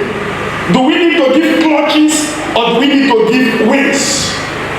Because if I'm speaking English now, I'm talking about mindset as a challenge. If I'm speaking English now, I'm blowing grammar. If I make any mistake, majority will laugh, hey, see a PhD holder. But if you travel to China, if you travel to Malaysia, if you travel to Germany, if you have English first class, you must read and learn their language. No matter who you are, They will tell you, take 1 year and learn China. And I want to challenge some people here. What is the Igbo equivalent of reconciliation account? We are talking about School of Management. What is the Igbo equation of debit and credit? What is the Igbo equation? Let us come back. Let us stop this big grammar and see why China is one of the global figures in digital economy. Why is it that China is no longer looking at America? I have some people online watching us. Why is it that China and some small countries, even Rwanda, Rwanda, they have moved on. Why? Because they did something. ONE is what? Has ONE is what? WON is what? WAN is what? Who told you that ONE is one? They said that in Agriculture. But I want to redefine ONE. And I want to put it in entrepreneurship form. ONE means opportunity, necessity, and the environment. And that's what Crosshair should tell us. ONE is no longer one. The Britain should not tell us that again. ONE is we finding our opportunity, we looking at necessity, and we looking at the environment. And once we get that, you can put your hands together for Professor West in front of that. Thank you, sir. And once we do that, what is the opportunity, sir? The opportunities are bad. We have the numerical strength.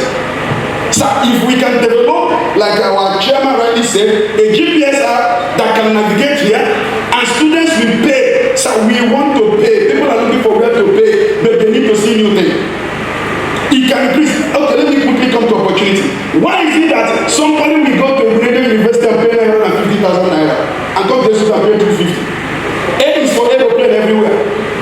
The debit entry in ESUT is the same debit entry in Buledo. The credit entry is the same thing here. Why? Because somebody has moved on and people pay when you move on. Once you move on, people will pay. Why is it that somebody will go to preach and pay 500,000 naira and somebody will go to place like where I went to primary school? We used to play board. Woe betide me when rain fell. Because in as much as I will put my body here and be good inside the board, rain will beat me and my board. The world has moved on. So we are talking about translating ideas to reality. Youths, I challenge you. If we put 10 million naira here for you to go into the room and spend, doctor said that we should rest for 8 hours. I agree with that. We got to work for 8 hours. I agree with that. That's 16 hours. 24 minus 16 is what? 8. What do we do with the other 8? Watch BB in Nigeria. How can you have the digital mentality when you are just assessing what DSTV South Africa have been using our time to do? They are hearing me and let them hear us. They will use 8 of the hours or more than that. You watch people and after that somebody will give you 100 million naira. Sir, it is time to bring 100 million naira and let us see the youth that will produce the next digital economy through the things we are going to see. And I know that our youth are wonderful and they can do it. They can do it. That's the environment we are talking about. That's the environment we are talking about. Somebody said, is it globalization or globalization? Globalization or localization. Some people are cheap in Nigeria. Travel outside. Nobody cares about who is behind you. My sister went to London the other day. She was looking for someone to. Everything is on your WhatsApp, on your phone. That is where we need to go. And once we go to globalization or try to globalize it, sir, Nigeria is a big market. That's what I should tell us. If we start it, everybody here will be a millionaire. It will be enough for everybody. So we are not talking about EE. We are not talking about ONE.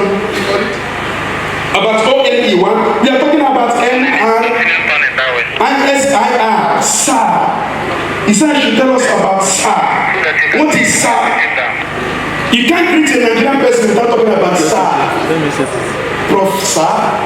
Doc SAR. Your Excellency SAR. SAR is from another English word. I'm angry with them. Because they have colonized us and we are through, they cannot through. Give a Nigerian opportunity in Germany, that Nigeria will produce something that some of us will access. We have it in the internet that most of the things we are using, most of the best hospitals, most of the best academic environments, go there you see a Nigeria, and that domesticated, go there you see an Igbo man. That is the culture of an Igbo man. What do you mean by SAR? SAR means that everybody in this institute Everybody that's thinking about digital economy has a sense, is an intellect, and has some reasoning. Has a sense, is an intellect, and has a reasoning. So that's why we are here. And I can call you Prof. Sir. When I say Prof. Sir, Prof. I mean that you can have a sense to bring us something, you can have an intellect, and there is a sense of reasoning in you. That's the challenge we are talking about. Permit me, when I was discussing with Prof, I developed three models. EEE. Some people may call it Emekeji, Evangelist Emekeji. It's not Evangelist Emekeji. We are talking about models and prospects. So the three E's, mostly for the young people: empowerment, employment, and enjoyment. But it can be turned upside down: enjoyment, empowerment, and employment. So, majority of us, once we graduate, we start with enjoyment. No! Some of us have traveled. Once you are 18 years old, they climb, in other clients, they say that you are graduating to go out. 18 years, you go out. But here, 25 years, they are still calling you Nah, Bombo, Holy Ghost fire. Nah should think. Nah should think. Empowerment, that's why we are here. To empower us, empower mindset, empower intellectual power and progress. The Igbo mandate, the Igbo culture, Igbo boy. Where's my culture? Igbo boy, we should not remove that. In digitalizing, let us localize the digital. 7 years, you will be groomed. There may not be any chalk or any white paper, but there will be humility and passion to do the work and excel. And give the man the platform we have today. The Igbo boy is going to be something else. But what is happening? Our permanent now. Finally, as we are talking about prospects, I want to read what the Minister of UK said to his people. Because he said that if you want to do anything, look at those that have done it. The minister in charge of digital harnessing and the rest of them all mentioned 4 important pillars for United Kingdom, and I want us to learn that in as much as they were there as our colonial masters. He mentioned that for them to move on, the 4 things they did, because there is money in AI and money in digital tech. Number 1, they are still having it, robust digital infrastructure. Robust digital infrastructure. It must be conscious. We must have a conscious platform. Somebody must be in charge and somebody must be paid. Number 2, unlocking power of data. Some of us cannot access this because of data. Sir, data should be free in Nigeria. We are using the parliaments to beg them. Data, if you go to South Africa, if you travel, I've been to a lot of countries, like up to 7 of them. Sir, once you buy a phone and put something, data is everywhere. They are begging you. But look at our kids, they can't even access certain things online because you need 1,000 naira to buy something that will last for 30 minutes. Am I making sense for some of you? Okay. Then they can say a light touch of pro-innovation regulatory framework. Then the final one, a secure digital environment. So once this is done, and finally we talk about a quotation, let me quickly go there. A quotation from the same minister. I love UK when it comes to quotation. Digital tech has transformed our lives. Why?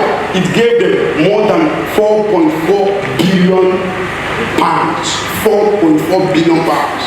Digital education has transformed our lives and we continue to do so. Jobs, work levels, prosperity, national security, cost of living, ability to compete globally are all reliant on continued and growing success of digital tech.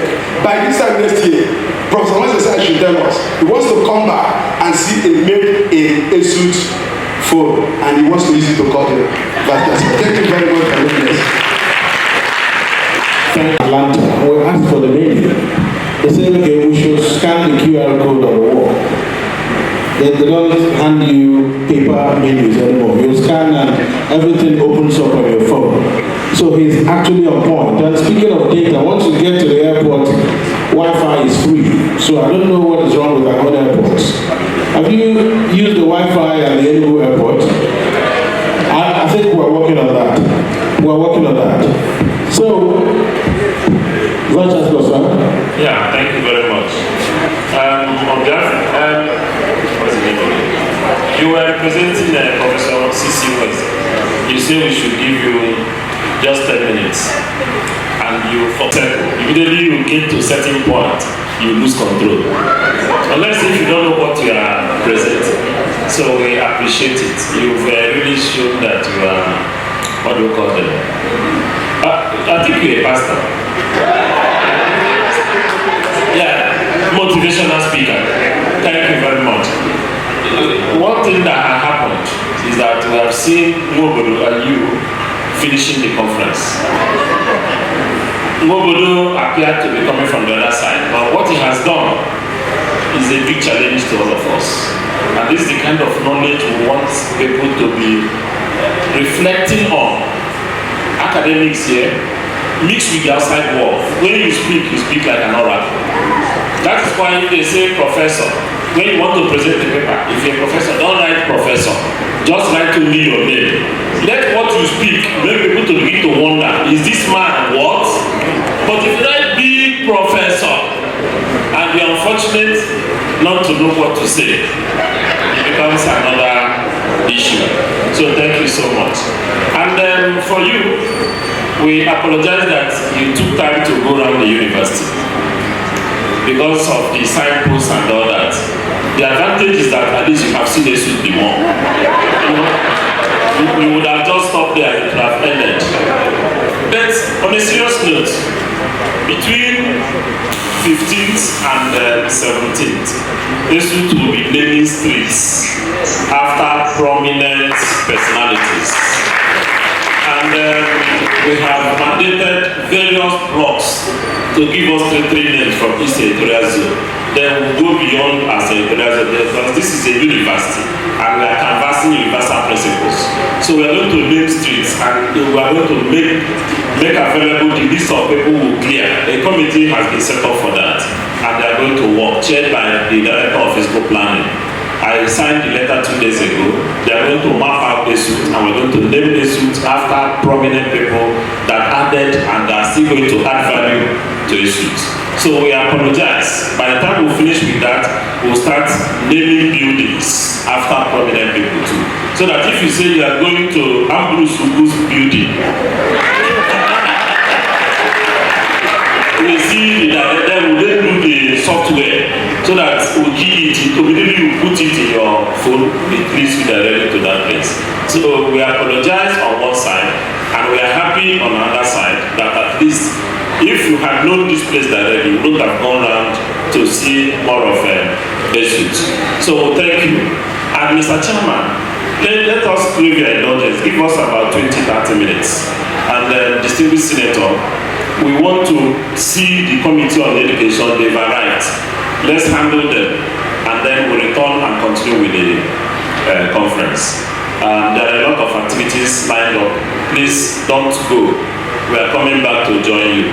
Please don't go. We are coming back, at least we are going to cut the cake. Unless if people are saying we shouldn't be part of the project. But they're already parked outside there. Let us just see them briefly and then we'll rush back to continue with them. Unless if His Excellency has another thought. Just 20 minutes will not be too bad. We will rush back for the cutting of cake. Thank you, sir. So I thank all of you. Well, let's continue. You know it's a very exciting conversation. This is what conference is all about. But at the end of every conference, the critical point is that you are going home a changed personality. You are going home with certain values already created, and the fire must be planted in you, which will start burning. You start looking for opportunities to do more. During the convocation week, we're going to do more of some of this. We're going to explore master's class again to see how we can equally change the orientation of several of our colleagues here and beyond. So thank you so much. Just exercise a little patience, continue with the lectures while we see them and revert. Thank you so much.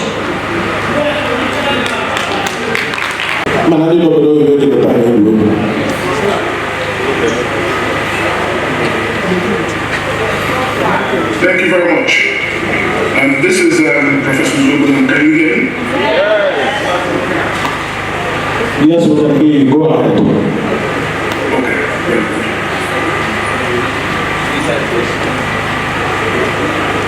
So I appreciate the opportunity to talk to you today about obviously a very important topic. I appreciate the invitation. People like judges, magistrate judges, clerks, things like that. So people around the fields of finance, around the fields of law, but also mathematicians as well.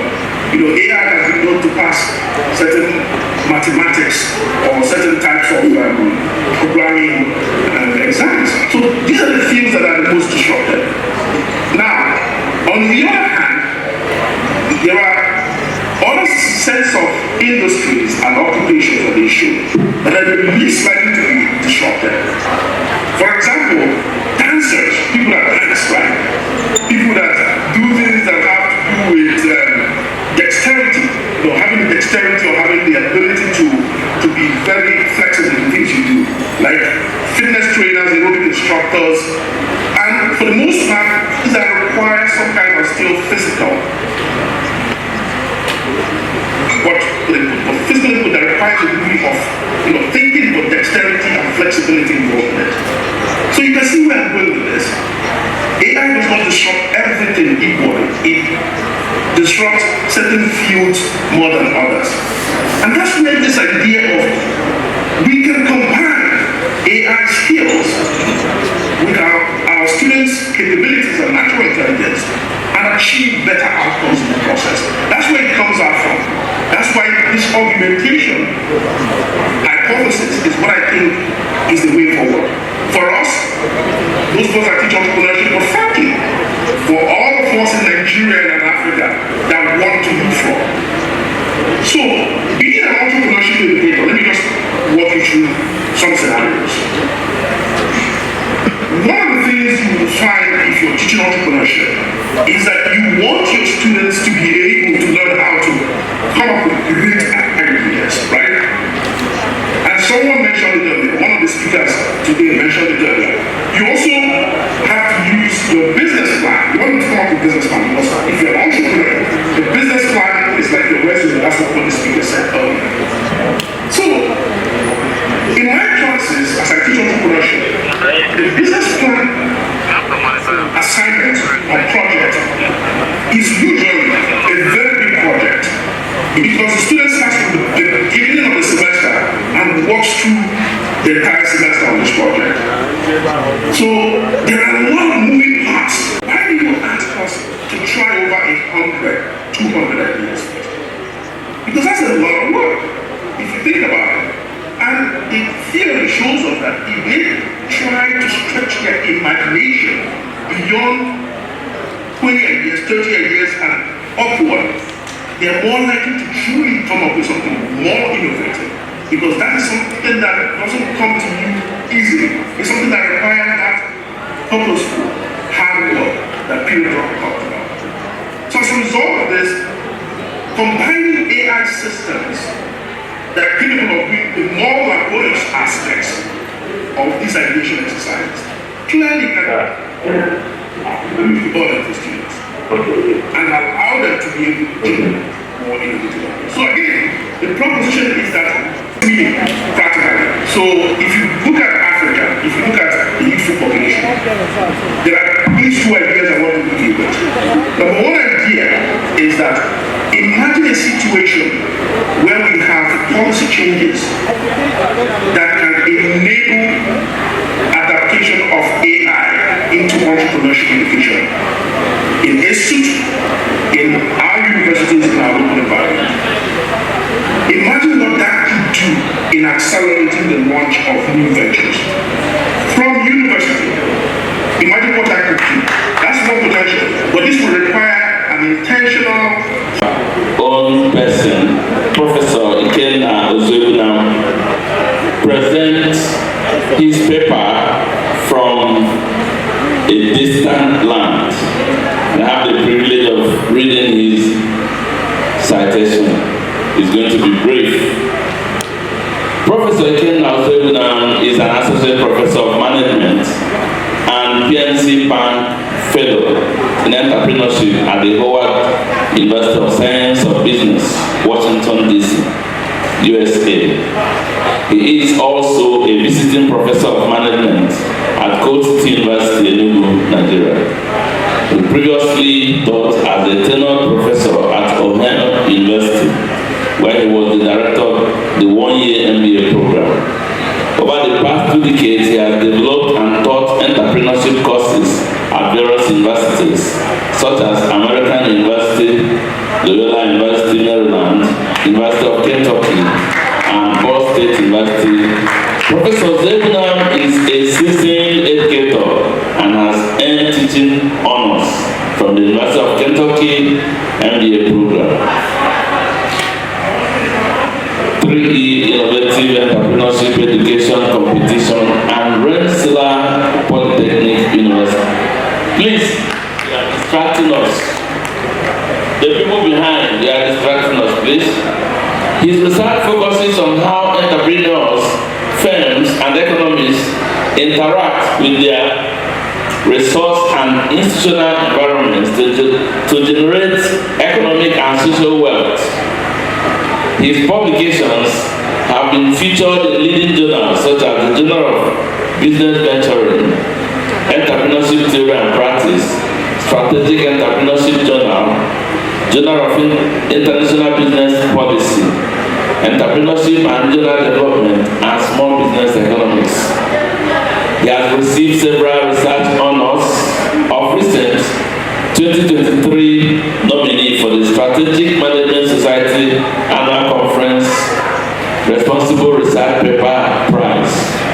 2019 nominee for the Caroline B. Dexter All Academic of Management Award for the Best International Paper. 2019 finalist for Academic Management, International Management Divisional Best Paper in Corporate Social Responsibility and Sustainability Award. Finally, Professor Uzebunam is a founder of Kuluno Venture Partners LLC, a strategic consulting and venture development startup. He earned a Bachelor in Engineering degree in electronic engineering from University of Nigeria, Nsukka, a Master of Science in Technology and Innovation Management from University of Sussex, and a PhD from Rensselaer Larry School of Management. It is this erudite professor that just presented the paper we are listening to. Can we appreciate him with a round of applause? Thank you, Professor Anya, for the citation of Professor Julius. I know you do something, but you can still do something. You can still do something.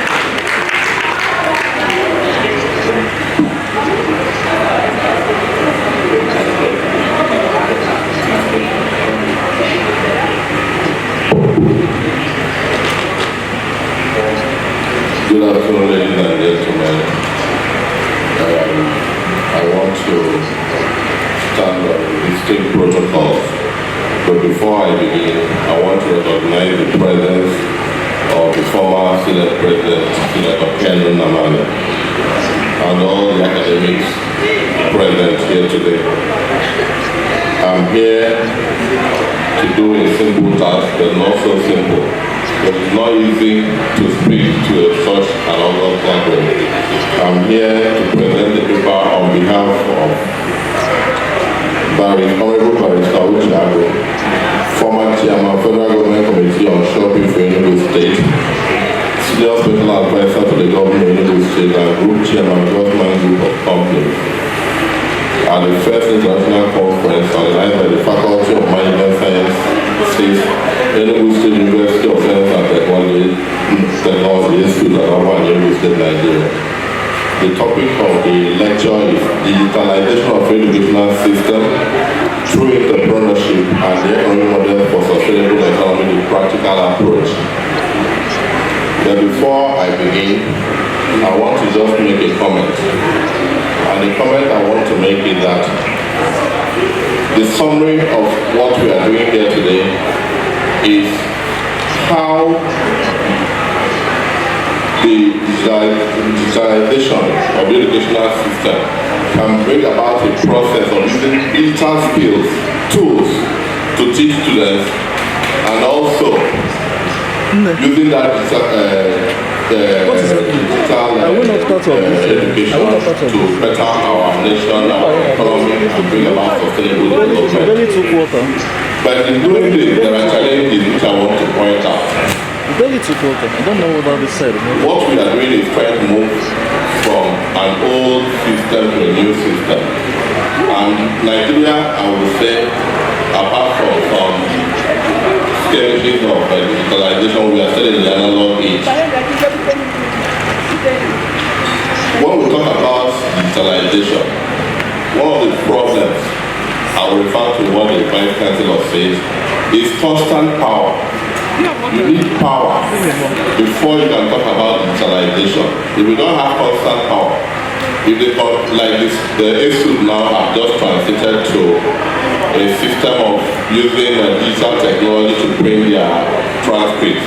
If you don't have power and the students come for you to, where will you get the power to power the computer that will transmit that result to the person? Then the second one is the absence of robust digital infrastructure.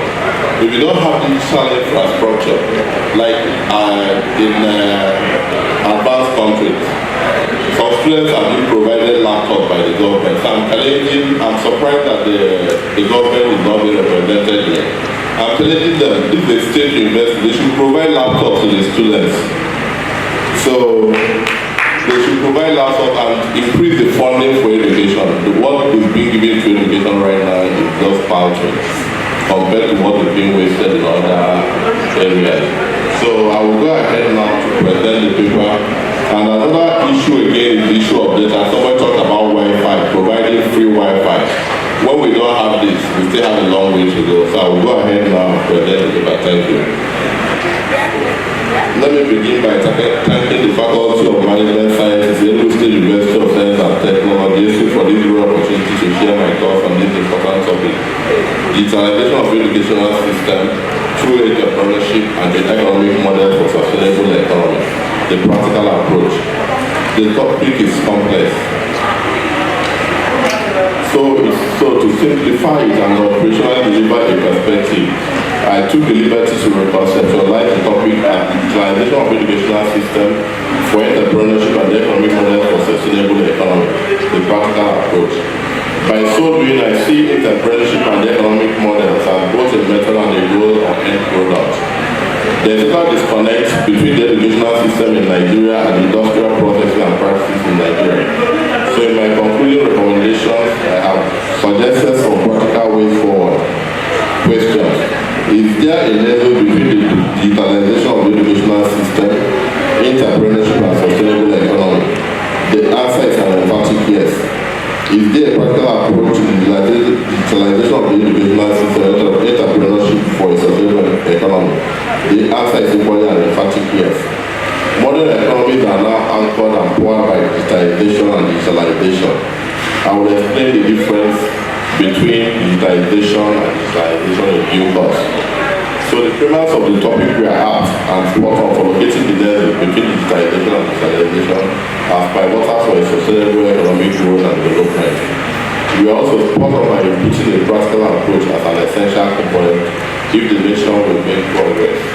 I cannot agree more with your position for the reason that the nation's economy has usually suffered from the dislocation and disarticulation between theory and practice. I will address this in the main body of the paper. Therefore, the objectives of this paper are to clarify the definition of digitalization, clarify how digitalization transforms entrepreneurship and yields sustainable economy, clarify how digitalization gives rise to entrepreneurial ecosystems and a sustainable economy, and finally elaborate implications of digitalization for entrepreneurship and how innovation in growing economies such as Nigeria, and how the educational system can be made to be the driving platform and force of the operational definitions and applied learning. I I want to identify the key concepts in this topic assigned to me and operationally define them so that we will all be on the same page. Operational definitions are key for this kind of academic exercise so that nobody will be in doubt regarding where one is coming from and the conclusions that are reached. The key concepts and concepts are digitalization and digitalization. Digitalization refers to the process of converting physical information into digital formats, while digitalization refers to the use of digital technologies to improve economic operations and create new value for citizens. 2. Educational system. The concept of educational system refers to the patterns of the economy of education provision approach, usually at the country or national level. The most important level where formal education is related, systematic description, combining analysis of the evolution of the education system are the main subjects of comparative education. And interdisciplinary field will look at the border of education sciences, history, economics, and philosophy. The Nigerian formal educational structure is divided into basic education, senior secondary school education, and tertiary education. It will be good while we are talking about digitalization and digitalization of the educational process to even take it down to the basic education level. It's not just about the university. When you digitalize the university and the people following them are not digitalized, then you have a problem, we disconnect. Entrepreneurship.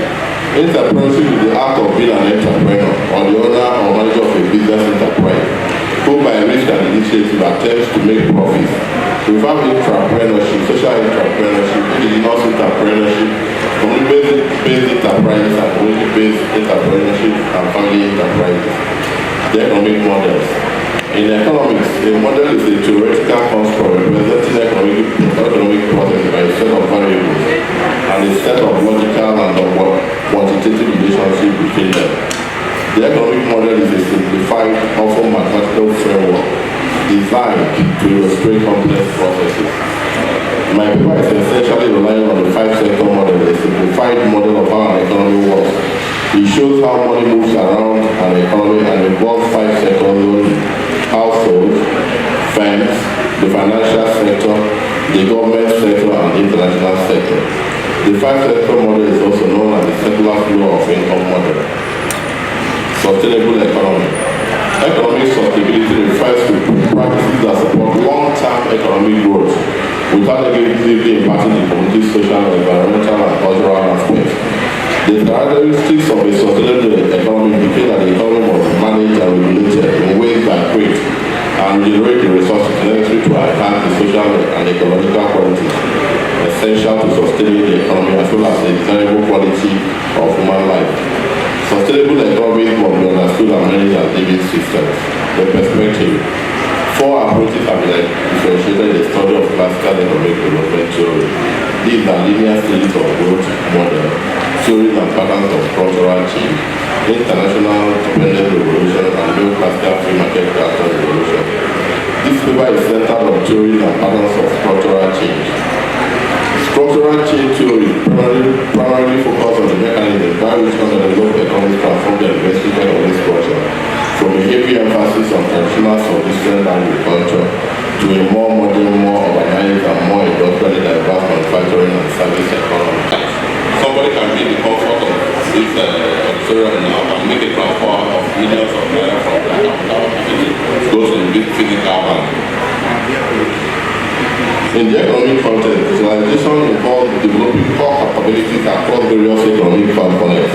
It requires the economy to embrace digital technologies and integrate them into all aspects of the operation, from citizen engagement to production and supply and value addition chain management. Digitalization involves using data and analytics to gain insights and improve decision making, automating processes to increase efficiency, and creating new products and services that leverage digital technologies.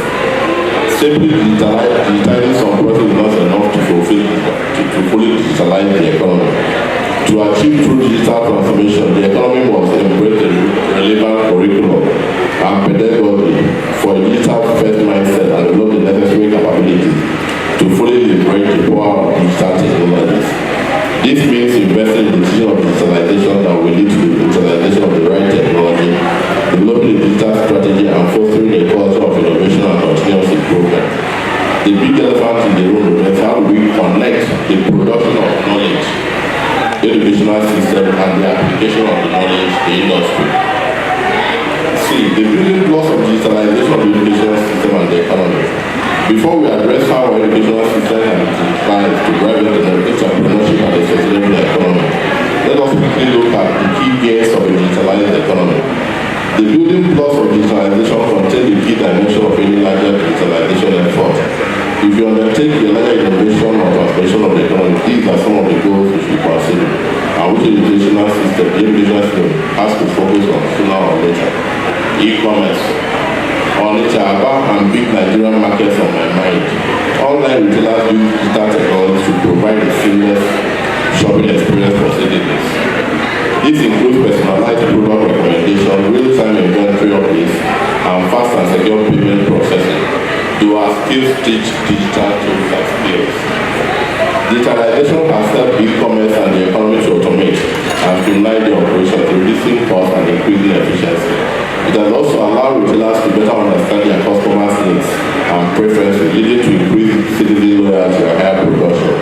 E-commerce can radically transform trading and create a quantum of jobs by creating visual stores which can be run even by graduates buying and selling across the world from the comfort of their rooms, the modern of living with internet access, which gives us skills.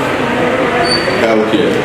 Digitalization in healthcare includes the use of electronic health records, telemedicine, and remote patient monitoring. These technologies enable healthcare providers to deliver more efficient and effective care, improve patient outcomes, and reduce costs. Nigerian doctors in the diaspora can consult Nigerian hospitals and patients using digital tools. Digitalization has helped healthcare business improve patient access to care, reduce wait time, and deliver more personalized and effective treatment. It has also enabled providers to better track patient outcomes and identify areas for improvement. Banking.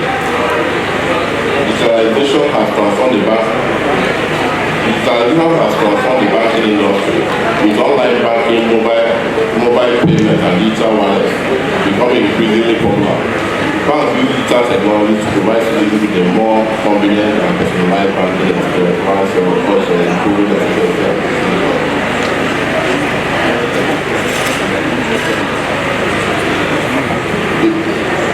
I will have to skip because I've been warned about time. Digitalization can lead to digital transformation by enabling the economy fully leverage the power of digital technology and create new value for citizens. This requires a strategic approach that involves developing the necessary capabilities and building a culture of innovation and continuous improvement. Through digital transformation, the economy can become more agile, citizen-centric, and competitive in the digital age. But this is not possible without the knowledge and the skill base. And this is where the students come in. If you have a company or you have an industry that has digital infrastructure, if there is no trained professionals to manage it, if there is no trained personnel to manage, then you find out that equipment, I've seen some offices where it was equipped with computers, because the people that are working there are telling the analysts they don't know how to operate it. Those computers will be done. So that is where the educational system comes in, to transform the educational system through digitalization, teaching digital skills, using digital skills to educate the students. Like abroad, most students come to classes with their laptop. That was why initially when I was talking, I said that the government in the state school, the government of the day, the kind of money that is being spent on other things, they use it to give students laptop. There's a statement that says if you educate a woman, you educate a nation. If they can educate these children, they are educating Nigeria, they are transforming Nigeria. So there will be nothing that will be too big to say that the government can give laptops to students and then provide the robust digital infrastructure for them to be able to operate. Without all this, all the grammar will talk about, everything will say, yeah, we will just go back and start from square one. We just have to start, when you talk about the development, we're talking about national development, we're talking about how we can use digitalization as a tool to develop the country. Then you have to start with the students. When you start with the students, you come to the society. Just like the vice chancellor said, the town will go and meet the academics will go and meet it, the town will go and meet the town. When they go out, the students that will go to the society will be digitally equipped to be able to work in that kind of environment. Because the environment we are talking about is an internet-enabled environment, an internet of artificial intelligence, an internet of digital skills and tools. You cannot be using pen when you have computer to work with. If you come with pen, you will not be able to work. So on this note, I was not able to explore the whole paper, but I want to thank you for giving me the audience to talk on this matter. And please, any shortcoming is not that of the invitee. You should also hold it on me. Thank you. Thank you. Honorable Senator Kenyaman. May God bless you. Bless ESUT. Thank you. Thank you so much. Good evening. Good afternoon once again. I'll try to be very brief because I know that it's not practical to sit here for hours listening to lecture after lecture or paper after paper and make the most of it. But what I promise is that my paper will be made available to the organizers, and it's anybody who wants it can actually have it later, and then it's a 12-page document, and I'm not sure I can fully exhaust it. What I have tried to put together is in summary to highlight what happens when the academia establishes a very good handshake with the industry. Just like VC called it when the town meets the gown. At the beginning I tried to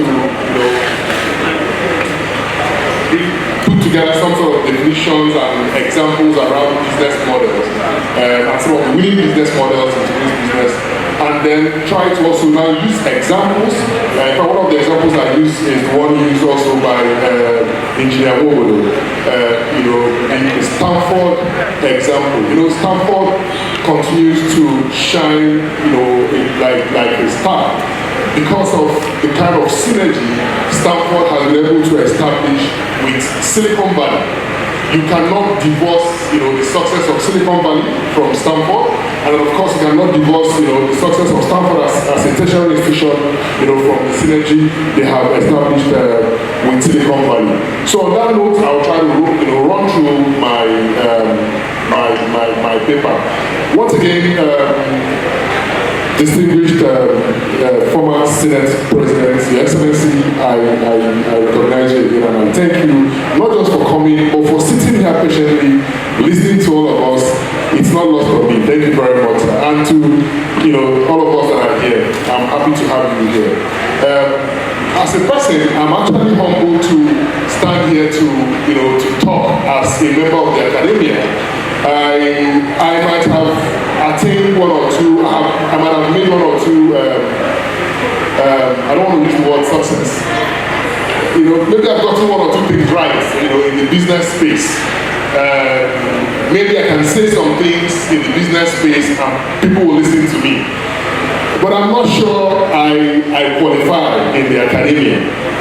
But reality is that I find a lot of peace and succor in the academic environment. I love learning.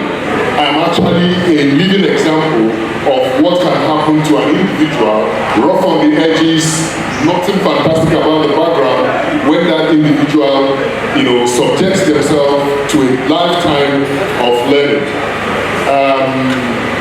My hope is that in another 10 years, I will stop everything about active business and I will start teaching somewhere. As a matter of fact, at the moment, I actually lecture part-time at this business school. My sister here, where I teach entrepreneurship. But my desire, and which is why I'm going through my PhD program, which I'm going to complete by first quarter of next year, is to actively get into teaching. There is so much I have picked up in the course of my journey that I believe will do a lot to affect the lives of these young people at the back. My view also is that while we pay attention to the present, we also need to be more deliberate about how we engage with, these are young people at the back, because that is where we can bank on. It is in their lives, it is in their future that we can bank on if we are going to be sure of our tomorrow. If we are not sure of what we are doing with them, if we don't raise them well, if we don't give them the right experiences, the right skills, the right knowledge, if we don't guide them appropriately, what we see today will be a child's play compared to what is going to happen in another 10 years or 20 years. So if I commit the next, phase of my life, supporting them, I would have been very grateful to God, that I'm useful. So I'm really humble. Truth is that without looking far, we certainly will agree that our world has changed and continues to change irreversibly. I have a link here, the United Nations link, with a lot of interesting statistics that I would also like to share some of them. The world now has the largest generation of young people ever. The proportion of the people living in extreme poverty has been cut nearly in half, but the economic inequality is still growing, and widening. In the past 20 years, the world's population grew by about a quarter, from 5.7 billion to 7.9 billion, although the population is growing more slowly. Around the world, life expectancy has increased, by about 5.2 years. More children are attending schools than ever. The largest gains has been among girls. The world is increasingly urban. The world is getting older. Older people, those over the age of 60, are the world's fastest growing age group. I think just a little digression. Professor Yuval Harari's most recent book, The 21 Lessons of the 21st Century, actually painted an impressive impression about our world. A world where it is easier to die of obesity than of hunger. So there is more food in the world today than it was 10, 20, 30 years ago. Life expectancy has increased, but the interesting thing is that while all these are happening, the inequality gap is also increasing. It's not like everybody is growing at the same pace. In fact, the way Yuval Harari described it is also even more worrisome. He's of the view that as humans continue to push the ability of machines to do more, humans are also going to be seeking to do more themselves. So we're going to find a situation where there's going to be a fusion between artificial intelligence and medical science. And that is going to give rise to a situation where people, individuals, are going to be making efforts or making investments in increasing their abilities, their performance abilities, so that they can match the demands of the machine that humans are producing. It's interesting. So human beings are producing machines that are operating at high levels. So human beings are seeking to upgrade themselves, essentially, so that they can match the requirements of the machine. Now, what will happen is that a time comes when you're going to have a lot of people who can afford it, and they will go through that upgrade. And you're going to have a whole world of people who cannot afford it, and they cannot go through that upgrade. Now, what Professor Harari said is that effort is going to lead to the emergence of what he calls the useless class. In fact, when you have time, you can Google the useless class. So there is going to be a class of human beings that are going to be misfits. They are going to be completely unable to function in the world that we are driving into, to the extent that they can be categorized as a useless class. And the unfortunate thing is that the only thing that will drive this distinction is the size of your pocket or the depth of your pocket. Because if you can, you upgrade yourself. If you cannot, you become part of the useless class. Now, this is the reality of the world we're moving into. These are many other factors, such as technological changes, increasing diversity, environmental concerns, social focus, globalization are redefining the way we live and work. Therefore, to survive and remain sustainable, businesses must continuously innovate their models and stay sustainable.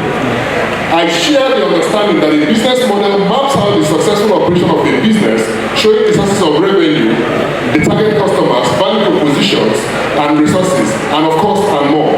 It goes without saying that every organization, big or small, needs a model to be considered a business interest. So some traditional models include, the brick and mortar model, direct sales, franchising, advertising based, etc. The primary objective of the model is to optimize what I have called the 5 C's, namely company, customer, competitor, collaborators, and climate. So in some extended cases, a hybrid approach is adopted which combines brick and mortar with internet retail model and some other hybrid models. However, there is a constant struggle to balance models with sustainability. So business models will respond to the realities of the environment. Customer demands, what technology is offering, the capability, the level of convenience that the customers are demanding, and what capabilities technology is offering are all driving or working together to drive the evolution of business models. And I'll share some examples. Netflix disrupted the traditional video rental industry. So there was a time if you wanted to watch movie, you go to a video rental store and rent a movie and go, you watch it, you return it to rent another one. But you don't need to do any of those things. You just subscribe to Netflix. I think maybe $10 a month or something. So Netflix disrupted the video rental industry by offering a streaming service that allows users to watch movies and TV shows on demand. Now, but the interesting thing, the numbers is where the story is. In 2018, total valuation of Netflix was about $117 billion. Okay? Today, in 2021, it was $267 billion. So from 2018 to 2021, the valuation of Netflix moved from 116 billion to 267 billion. I don't know if we're the numbers is where the story is.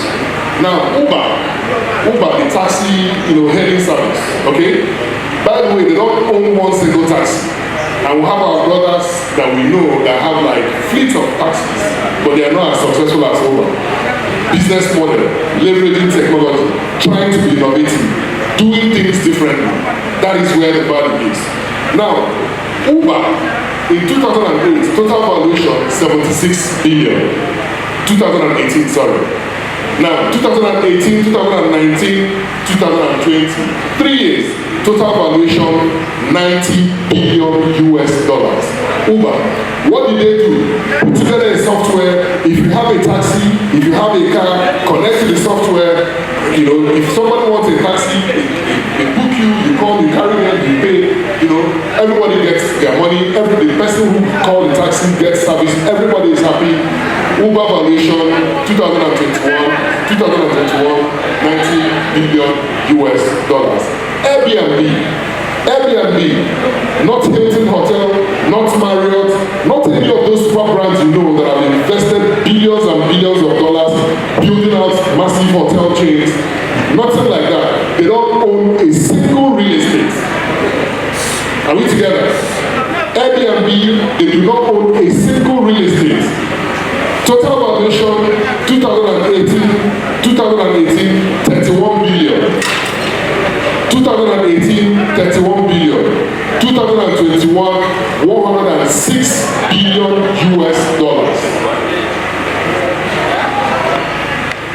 Amazon, we all know Amazon.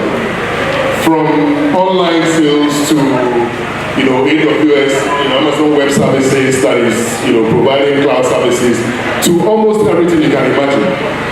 2018, $738 billion.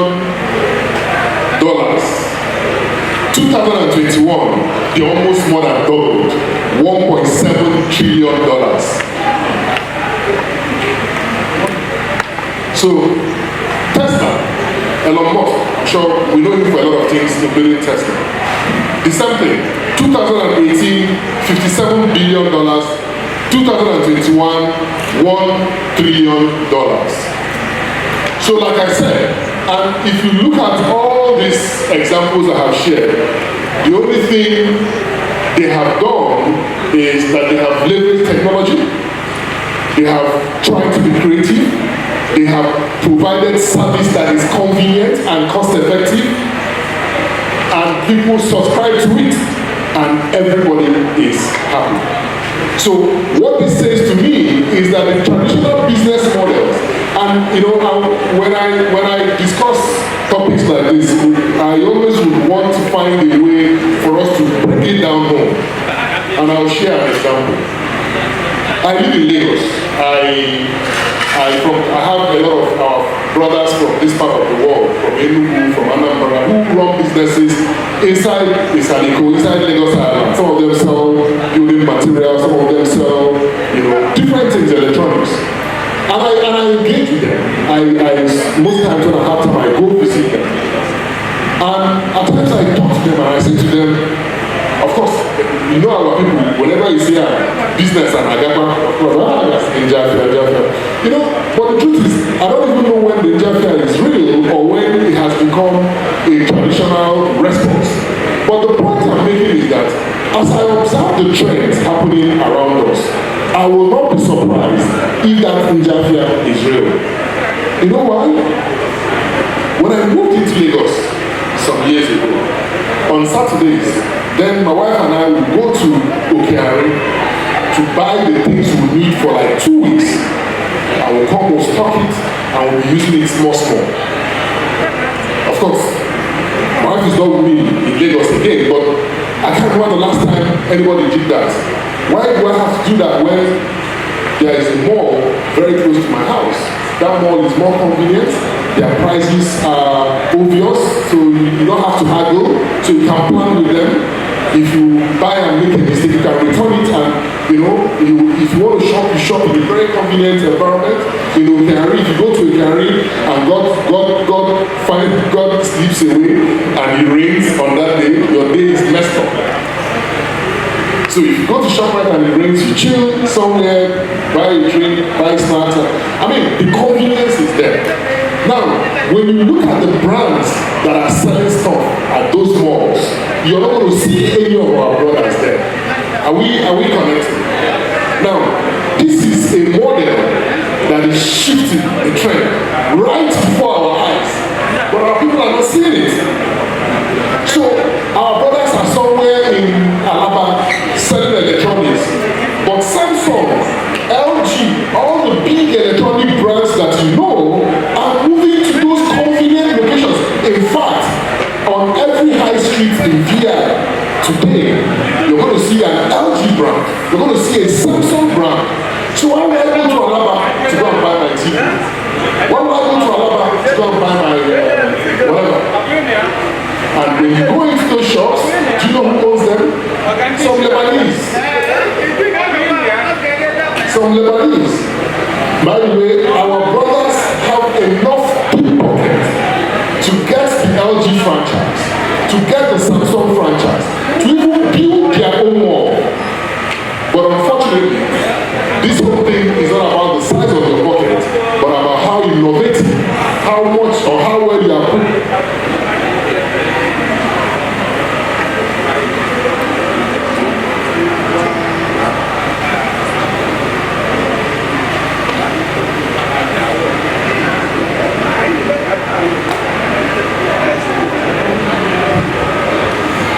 The Vice Chancellor has made his way back into the auditorium, the company of his visitors.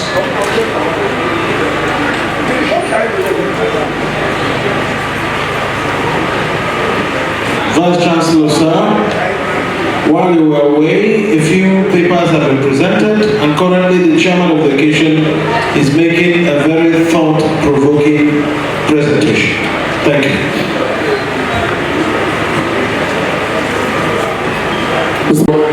You're working with your visitors about how a innovation and new ideas and technology is driving significant transformation in evolving business models available to us. Now, but what we looked through some examples. We looked at Uber, Airbnb, etc. But I said that it would be nice if we can bring it home, and by bringing it home, ask ourselves questions: how are these innovative business models happening around us?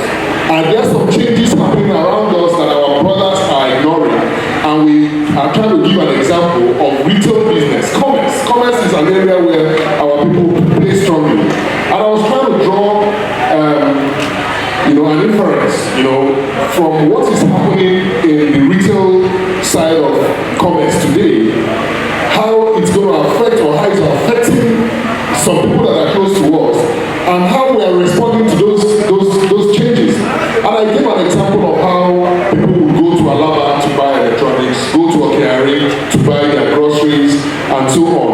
But today, there is no incentive to go to Alaba again. There is no incentive to go to Okeari. There is no incentive to go to the different places where people go to buy things in bulk. And the reason is simple. Why do I want to go to Alaba to buy electronics while LG is somewhere on a very nice environment? While Samsung is somewhere on a very nice environment? Why would I want to go to Okeari to shop for groceries when I can go to the parks? When I can go to Park and Shop or Pick and Pay? All these malls are around us. But now the big question is, these are businesses that are championed by a lot of our brothers. And when you look at the names of the people who own those LG franchise, those Samsung franchise, most of them are Lebanese. If you look at the mall, the shopping malls you have in Nigeria today, I don't know anyone that is owned by any of the people that will answer names that sound like our own names. In fact, when our people even want to do their own, it is so suboptimal.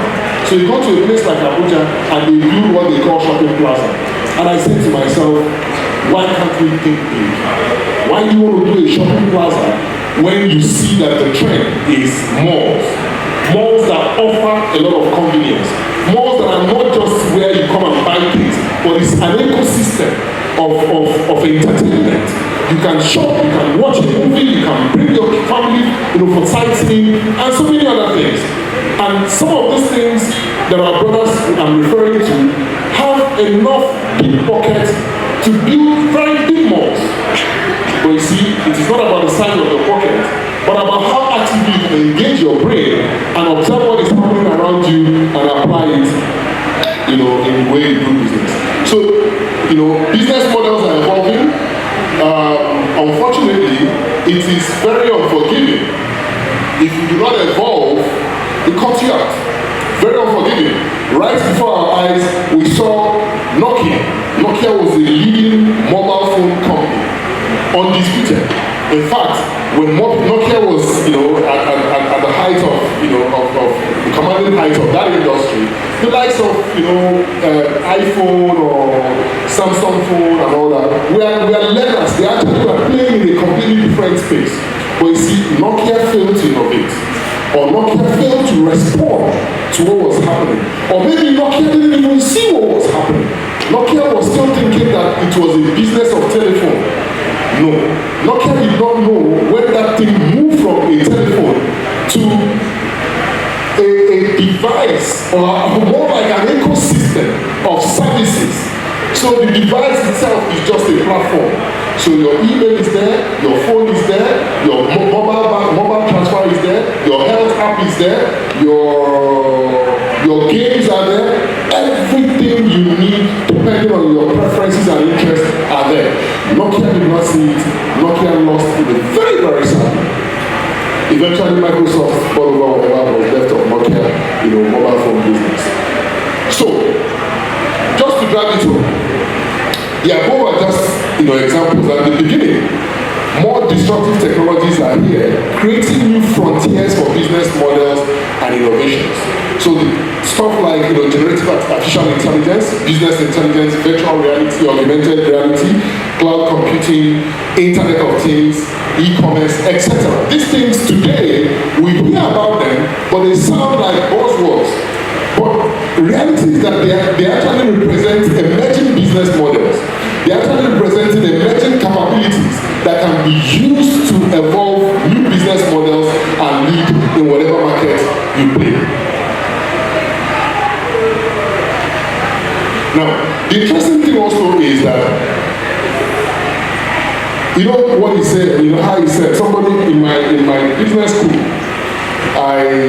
one of our professors said that cash is king. You know, another one walks in and says that ideas rule the world. So if you're not careful, you get confused. You know, in one breath, cash is king. In the same breath, ideas rule. Meanwhile, it is king that rules. If you get what I'm saying.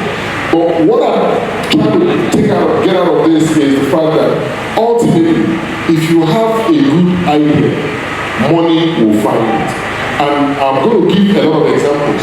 So today, you have a very massive venture capital industry actively seeking people who have brilliant ideas to support them, to convert those ideas to reality. In the little stuff we are doing at Genesis Tech Hub here in Amici, it's quite interesting. You know, since we started, we've supported a number of businesses, and some of them are standing. So there's a company today called Green Edge. So Green Edge has just gone through their second round of fundraising, and their current valuation is about $3 million. And this is a bunch of young guys from the streets of Enugu here. We gave them their first seed money of $15,000 that they started with about 6 years ago. There's another company called Patshop. So Patshop, you can actually Google it, patshop.com, Pat with a Z. So Patshop is a platform where you can buy car parts and accessories. So if you stay in Lagos, instead of going to Ladipo, and anybody who knows Ladipo understands that Ladipo is not where you go with clear eyes. You know, it's a nightmare. Now, instead of going to Ladipo, sit and just if you know the part you want to buy, if you know the part number, if you know the brand, you enter it, that part will be put together. Shop, which is partly owned by us and some of the young guys who are working on this idea, will package that part, put it on the courier service, and deliver it to you. You get your parts and parts. Now, reality is that in another 5 to 10 years, nobody will go to car to buy car parts. Nobody will go to Ladipo to buy car parts. As a matter of fact, the kind of cars that were produced at that time, afraid will not let some of our brothers from my village to say they want to sell those cars. If you see a Tesla today or some of those new cars, you immediately will realize how difficult it will be for the mechanics, for the car parts dealers of today to relate. So these things are changing. People are connecting with this change. People are making investments, and and people are growing. So you don't necessarily need to have the money. All you need to do is have an idea, work on your idea, look for people who are willing to work with you to develop that idea, and the rest will be history, like they say.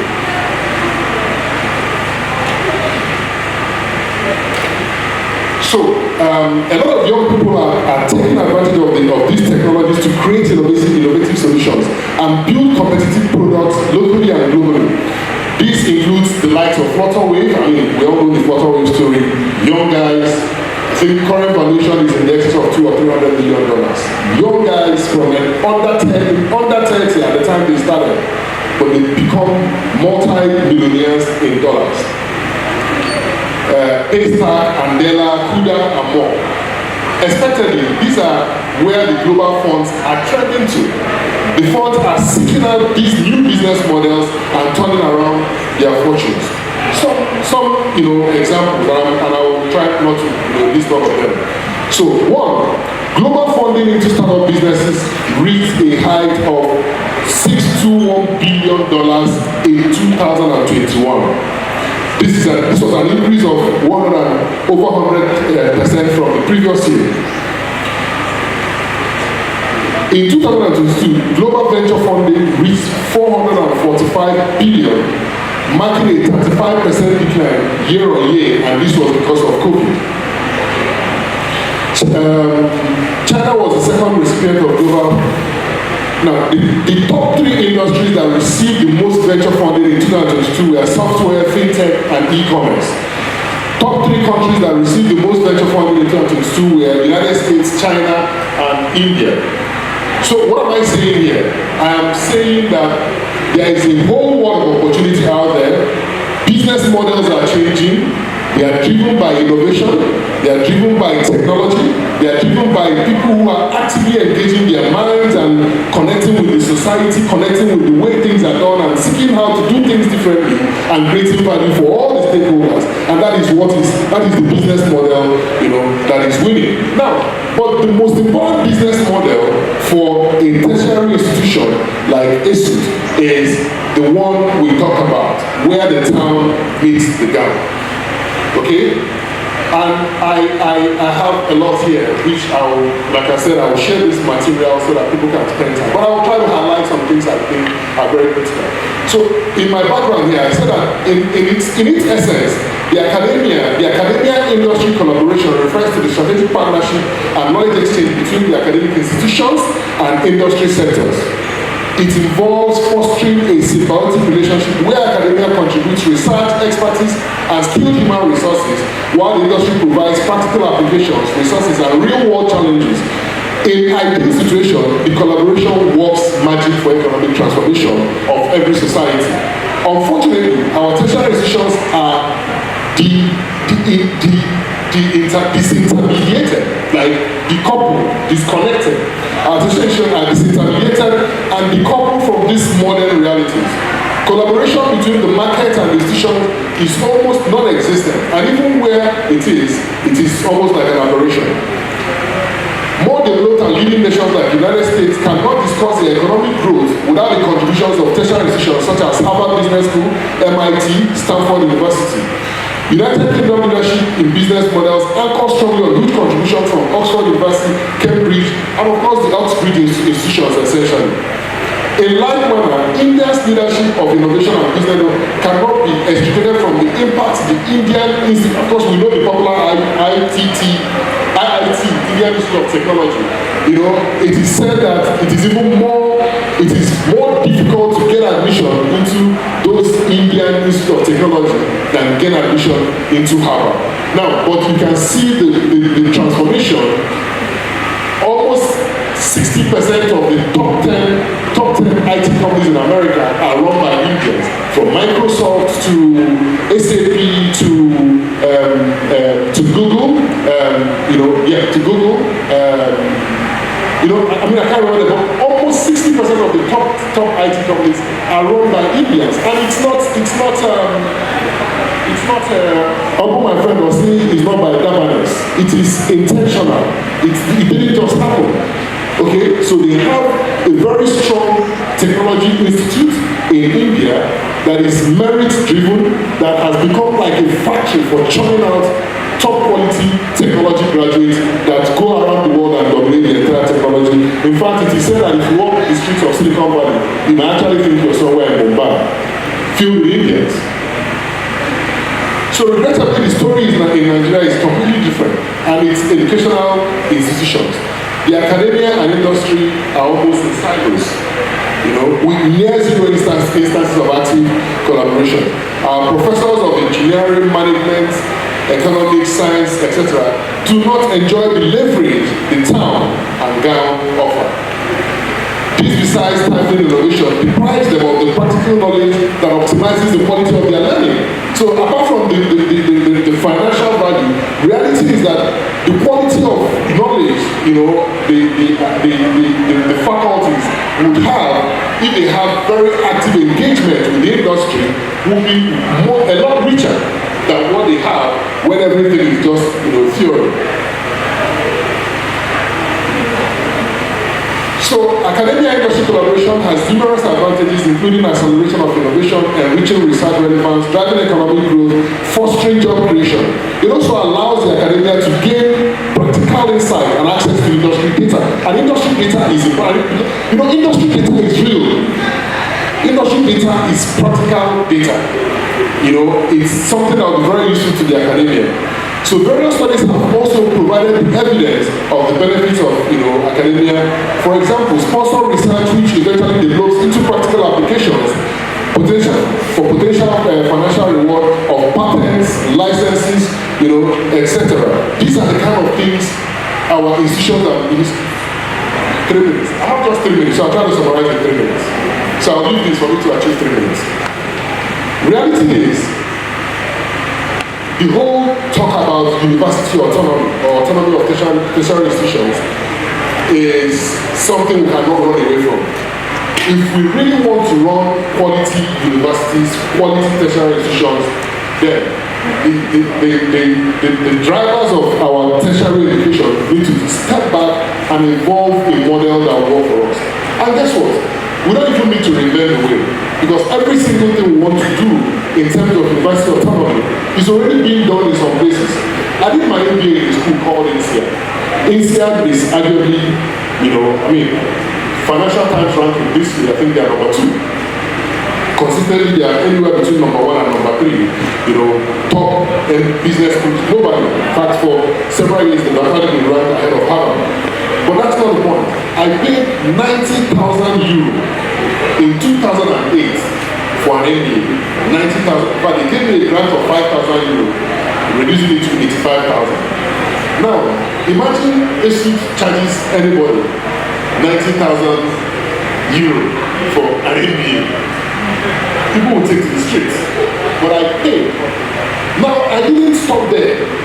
Since I graduated from INSEAD, there is no year I do not contribute anywhere between 2,000 to 3,000 euros. Just 500 today, 1,000 tomorrow. You know what they do? There is nothing that happens in INSEAD that I do not know.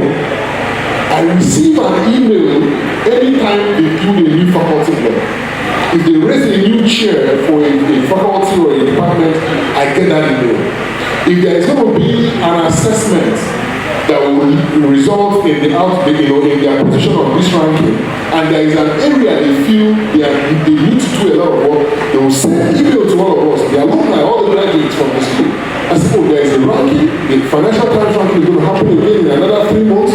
We are not very sure of how we have done in terms of our global executive education. We need this amount of money. Everybody will start contributing. Now, why? Because every year I want to see how they are ranked, because I am connected to that school.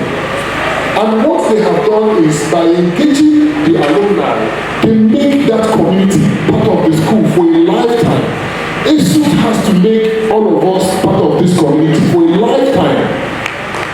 You'll be shocked, the graduates from ESUT, both from the undergraduate program, postgraduate program, particularly your business school program.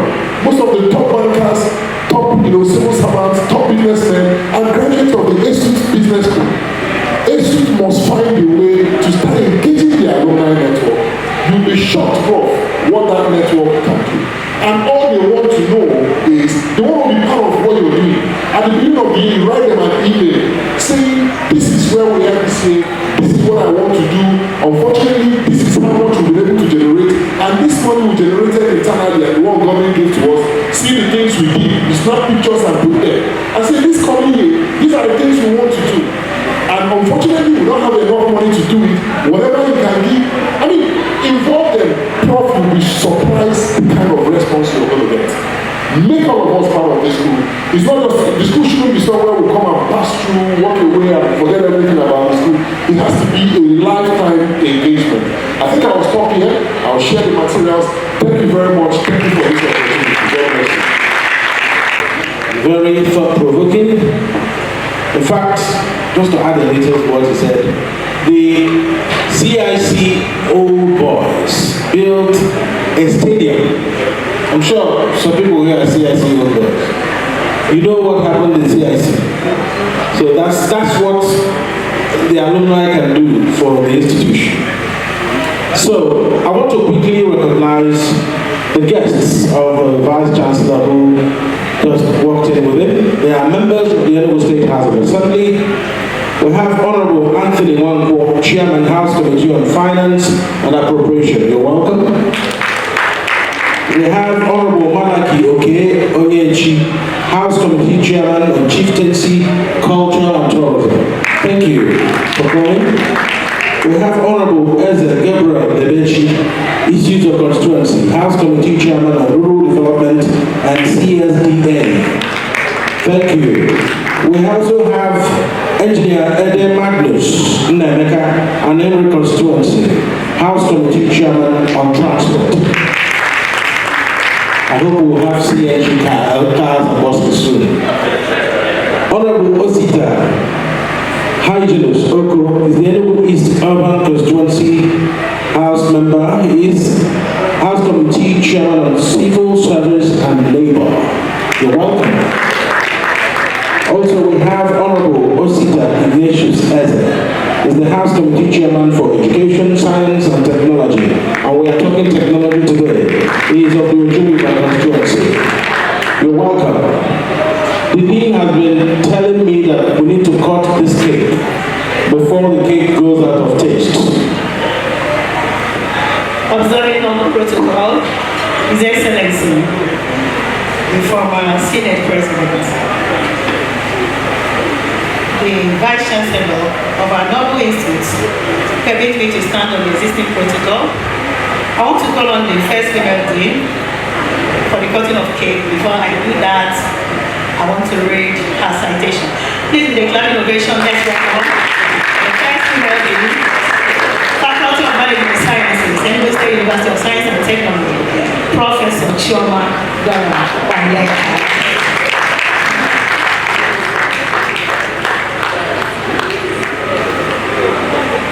Before I start reading her citation, my amiable Vice Chancellor permit me to stand on this podium to recognize this woman standing here. I want to say that she taught me in SS1 at Agbani Secondary School. She is my commerce teacher. As a matter of fact, she's one of the instruments that God used to make me to study accounting. So I want us to give a clap ovation to Professor Chioma Oneka. Professor Chioma Oneka had the following qualification: PhD, MSc, PhD, Banking and Finance, Enugu State University of Science and Technology, MSc, Banking and Finance, University of Nigeria, Enugu Campus, UNEC, MBA, Banking and Finance, Enugu State University of Science and Technology. She also has BSc in Business Studies and Accountancy option with second-class offer from Anambra State University of Technology, ESUT. I thought we also clap for that. Having a second-class offer is not here. She also holds Business Studies, Education, Accountancy option in NCE at College of Education. Professor Chioma Oneka held some positions like teaching in Enugu State Education Commission, Education Inspector from Enugu State Ministry of Education. Professor Chioma Oneka also has some academic journals and textbook that is added to her own honor. But without wasting time, she has also an administrative experience in as a faculty postgraduate coordinator, faculty library coordinator, head of department, associate dean, and today dean, faculty of management science and Science and Technology. Also, our own dean, Professor Chioma Oneka, has also some academic leadership qualities, like academic advisor to both regular and mature students of the department, supervisor of undergraduate project and postgraduates. She's also one of the members of faculty journal committee. Ladies and gentlemen, without wasting time because her citation is too numerous to mention, I want to humbly welcome and present to you the first female dean, Faculty of Management Sciences, our own mother, the dynamic and quintessential and professor, Professor Chioma Oneka, as she matches the advocates to cut the first dean, the first female dean cake, the first female dean cake. I want to welcome our Vice Chancellor also to the podium. We are going to stand with her, and also our honorary distinguished senator, a man that we so much love. The vice chancellor is coming up with the management team.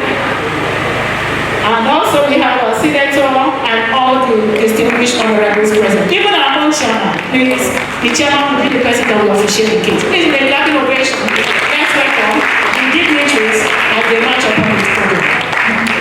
Even my son, Chidnedi Oleka, is invited to be part of this party. Yes. We have our own dear son. You know, this woman here is a woman of many parts. But because this time has been far-fetched, maybe during the gala nights, we talk more about the professor and the dean you might not have known. His Excellency, that is the man that is making today a reality. And distinguished senator, okay, I'm chairman, sir.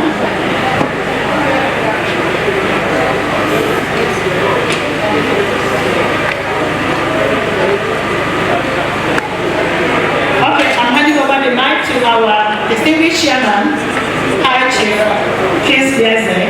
He will be the person that will officiate the cutting of the cake. The chairman, sir. Please, we have the engineer, please, we still need you on the podium. Please, let's do a clap ovation as we match with our own engineer, the High Chief, the titled man. Okay, the chairman, you did the officiation of the cake. Okay. You know, I know about officiating wedding cakes, but for lecture cake. Okay. Okay. But I think I'll take a second to appreciate Professor Oleka. I have known her, but you know, leading to this event, I started engaging with her a lot more actively. But the fact that I engaged with her was not a surprise. What really surprised me was how far she went. Because on a certain day, she actually visited Lagos for this event. And by the time she left, a number of my friends in the industry where I play in Lagos were all calling me. You know, but some of them told her that she shouldn't come to bother them because she had that my head is big enough to carry her problems, you know. But what I'm trying to highlight here, which shouldn't be lost on us, is the doggedness, you know, that determination, the resilience, you know, to go out there to seek for support, because VC already must have said, Prof, there's no money. You know, and today we are all celebrating the outcome of our effort, and that is the lesson. Anything you commit your mind to do it as if your life depends on it. That's the way to get success. Prof, congratulations, and as you call this cake. Please, the chairman, please. I omitted the locals chairman, the LOC chairman, and the LOC secretary. Professor Dez, please forgive me for that great omission, sir. The former Dean of Deans, I'm very sorry, sir. My apologies, sir. And also the LOC secretary, please, my apology. We can just clap on the podium. Thank you. The chairman. Okay, so I think we'll cut, you know, in the name of the Father. Yes, sir. Good. So, Prof, you see everybody supporting you. Yeah? In the name of the Father, and of the Son, and of the Holy Spirit. Amen.